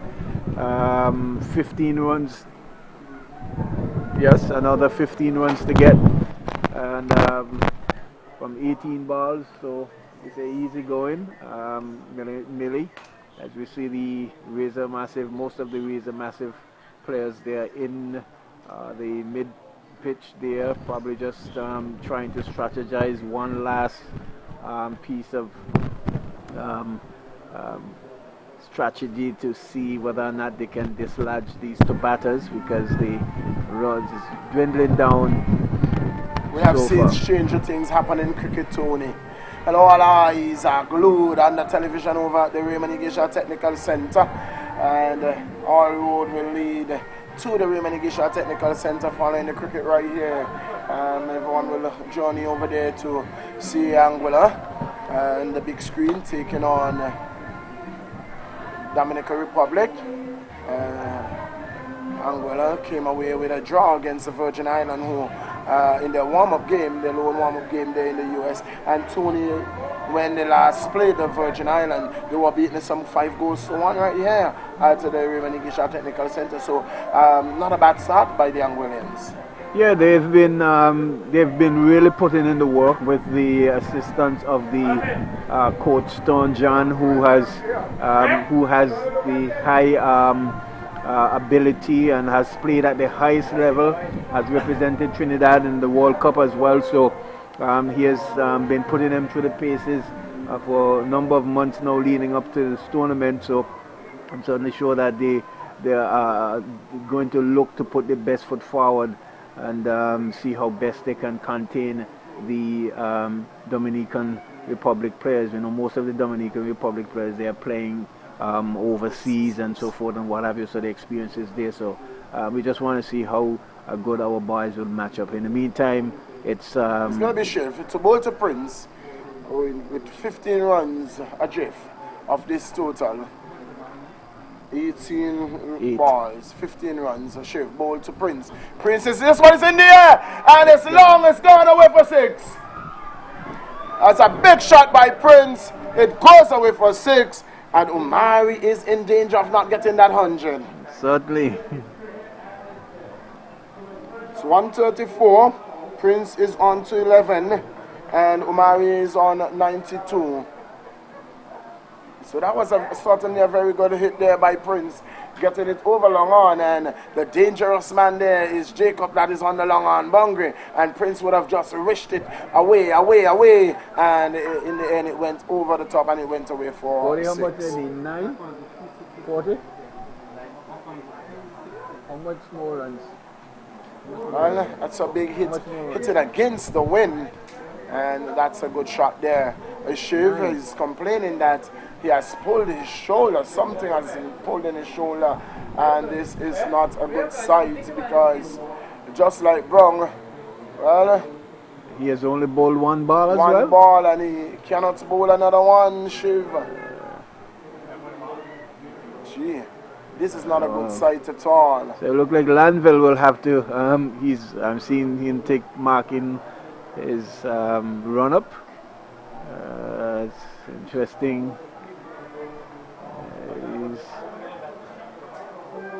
Lanville is going to try. Well, is it that he pulled up? Because it is strange that if you pull up, that you are going to go in the field. So where is he? He's gone to field. Oh, he's fielding. Let's see where he ends up. Seems to be going there at extra cover. It's very strange because his throwing arm is his left arm. That's the bowling arm. And he's gone on the 30-yard circle. One would think that he would have gone there to short mid-wicket. Well, we'll see. Here is Lanville. He's going to finish the over.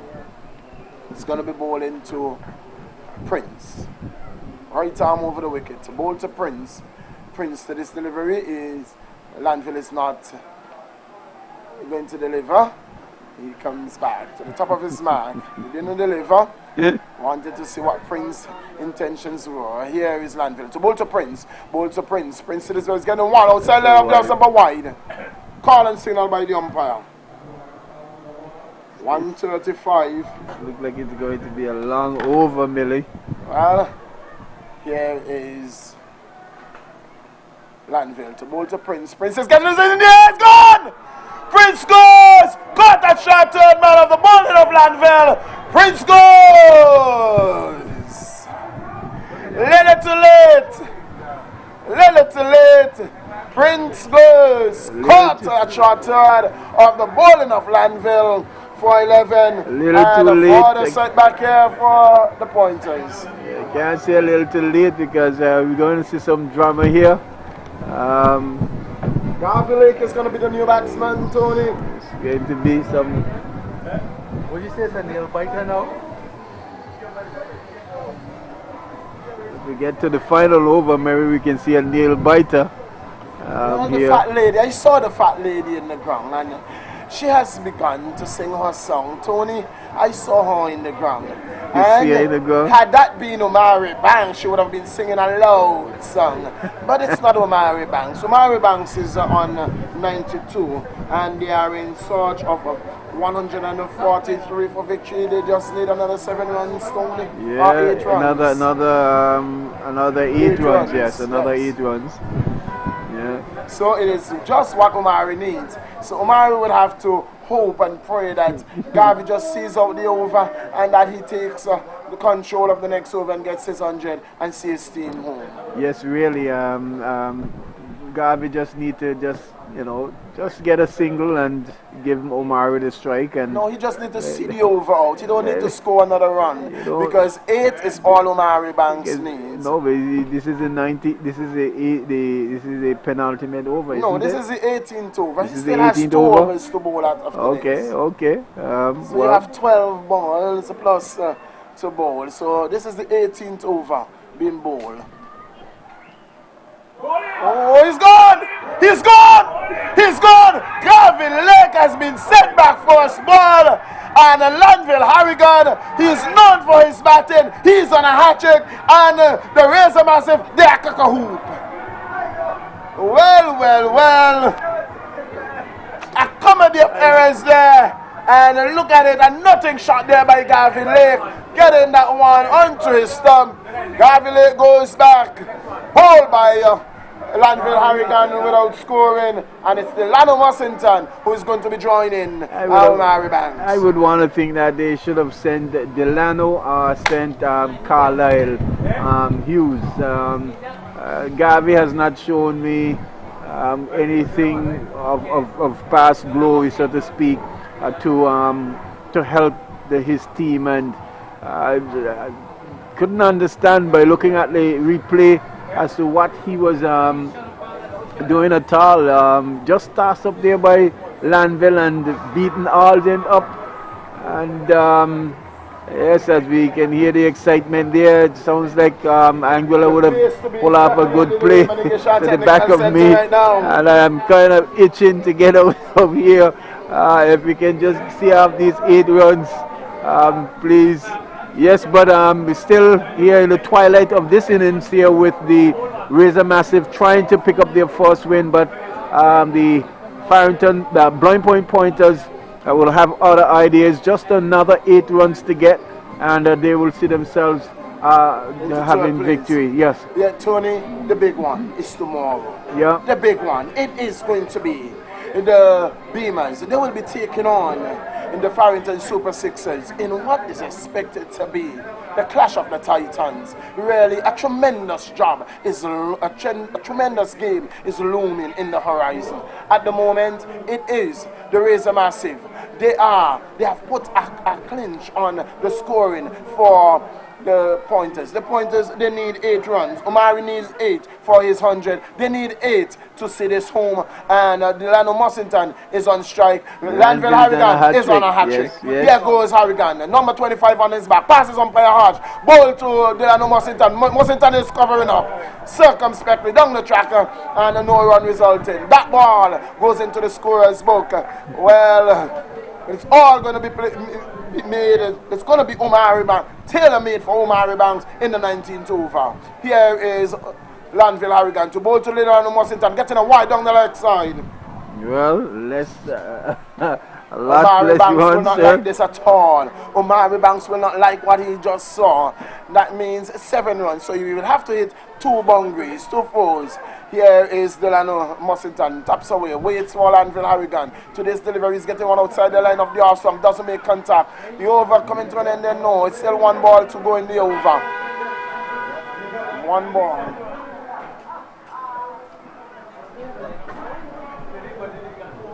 One ball to go in the over. 7 runs to win. Omari's on 92. Delano Mussington taps away at the crease. Waits for Lanville. To this delivery, Delano is hitting this one. Down to find the back of the square. Man coming off the square boundary. Omari says no. I want my 100. Omari says I want to see the team home. I want my 100. You stay at the non-striker and I will see the team home. And in the 19th over, is about to be bowled. 18 gone, 136 for 5. Well, interesting. Poise in this game. Tony, I'm going to be the devil's advocate. Omari goes in the first delivery of this over. What says you for the rest of the game? Well, I am not going to play no devil's advocate because I want Omari to finish off this match so that I can get in as much of the game with Anguilla versus Dominican Republic. So I'm looking to be out of here First thing first, Tony. All of us want to see the game, but first thing first. The first business at hand is to let the people know what is going on at the James Ronald Webster Park, and then we can all journey over to the Raymond Igisha. It has been a really good game of cricket. You know, even though both teams are playing for the 3rd place and 4th place positions, it has been a keenly contested game of cricket being played here between these 2 teams. You can say they evenly matched with the Blowing Point Pointers, maybe just a little bit more discipline in their batting and in their bowling, and hence they at the end here looking to win this encounter. But I can say kudos to the Razor Massive. They have played each and every game in good spirits and has never given up, even though they have not won a match during the tournament as yet. They have really played well. Yes, it's going to be right. He's marshalling his troops.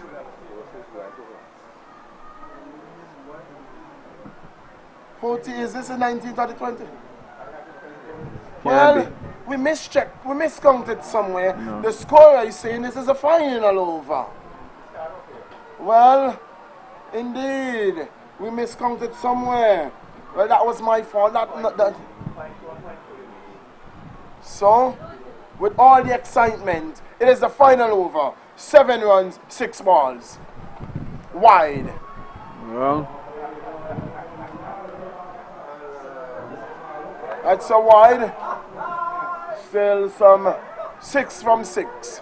Here is right to bowl to Omari Banks. Omari is not making contact on that one. Not making contact. So 6 runs required, 5 balls. 6 runs, 5 balls.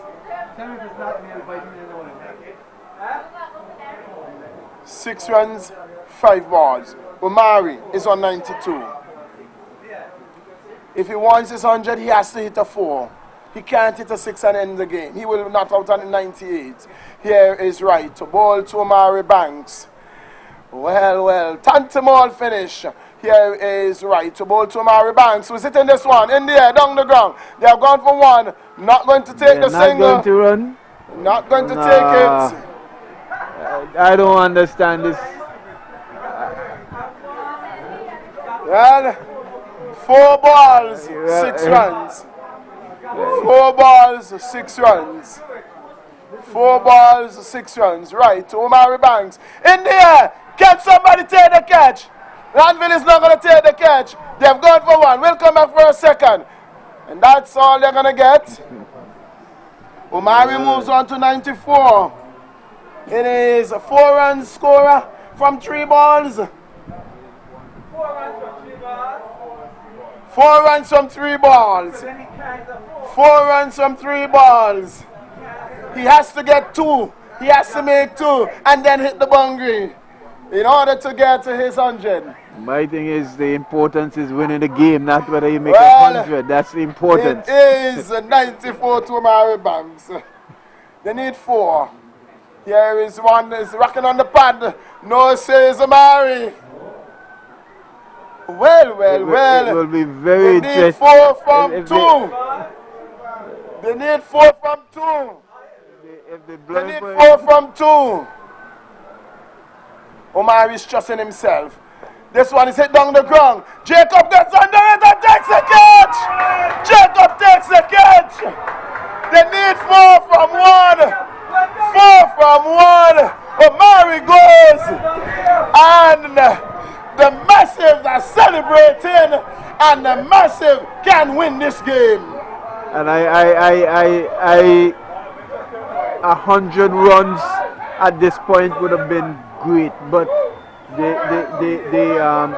the importance was winning the match. Tony, I always say, in this game, in a team sport, you can play 2 how. It's either you play selflessly or you play selfishly. And that is certainly selfish bit of work there. Omari was looking for his 100 and didn't have team at heart. And in this, he has brought his team into a place where they can lose this game. They need 4 runs from 1 ball. Delano Mussington is on strike, and with the man right with the ball in his hand, I'm not seeing this.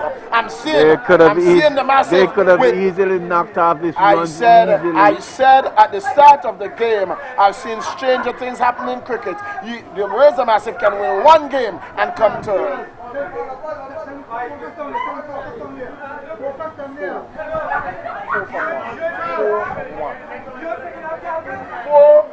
4 from 1.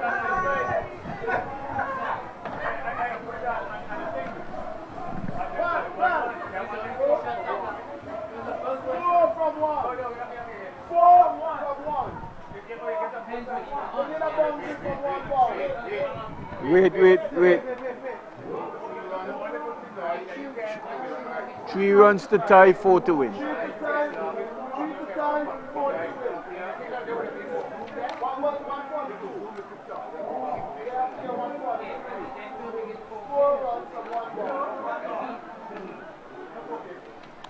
Yes, we just sorry there, but we are just telling or giving our umpire what is required from the blowing point. They need 3 runs to tie and 4 runs to win, and it appears as if they have just they're just given it away right here this afternoon. Not good cricket at all there by the blowing pointers. Yes, it would have been really nice to see Omari get 100 runs, but I thought the main thing would have been for the blowing pointers to win the game, and Omari coming not out, scoring, making the highest aggregate of runs scored The here standing in this captain. tournament so Right, far. Rolando White with the ball in his hand. 1 ball, 4 runs. Delano Mussington with bat in his hand for the Pointers. Who will do it? Will Pointers do it? Will Delano do it for Pointers? Will Wright do it for the Razor Massive? We will see. I told you the fat lady is singing our song.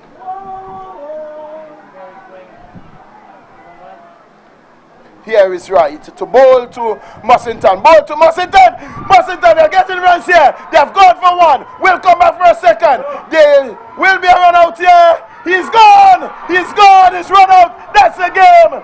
The Razor Massive has won this game and has won themselves 3rd place. What a game. Razor Massive has won themselves 3rd place, and what a game by the Razor Massive. Well, what a way to win your first match. Really nail biter here. The blowing pointers only have themselves to blame. Waiting until the final over, could have done it in the final over. Didn't play as well as they should have to really capture the points here and win their final match. But the Razor Massive, well, it's good to see the Razor Massive winning a game and coming back strongly and winning this game as well. But all in good spirits. The Blowing Point Pointers would only have themselves to blame, but well played by the Razor Massive. They played up until the end, didn't give up at all, and was able to win their first match for this tournament. Well, man of the match, Tony. Man of the match. Man of the match. That's a hard one. That's a hard one. It seemed to be hard. The losing team can still get man of the match. But straightforward, man of the match, Jacob Pauls. That catch would have just won him the man of the match. I think that's just me. Probably he would could also get the man of the match. Omari Banks played a superb innings, but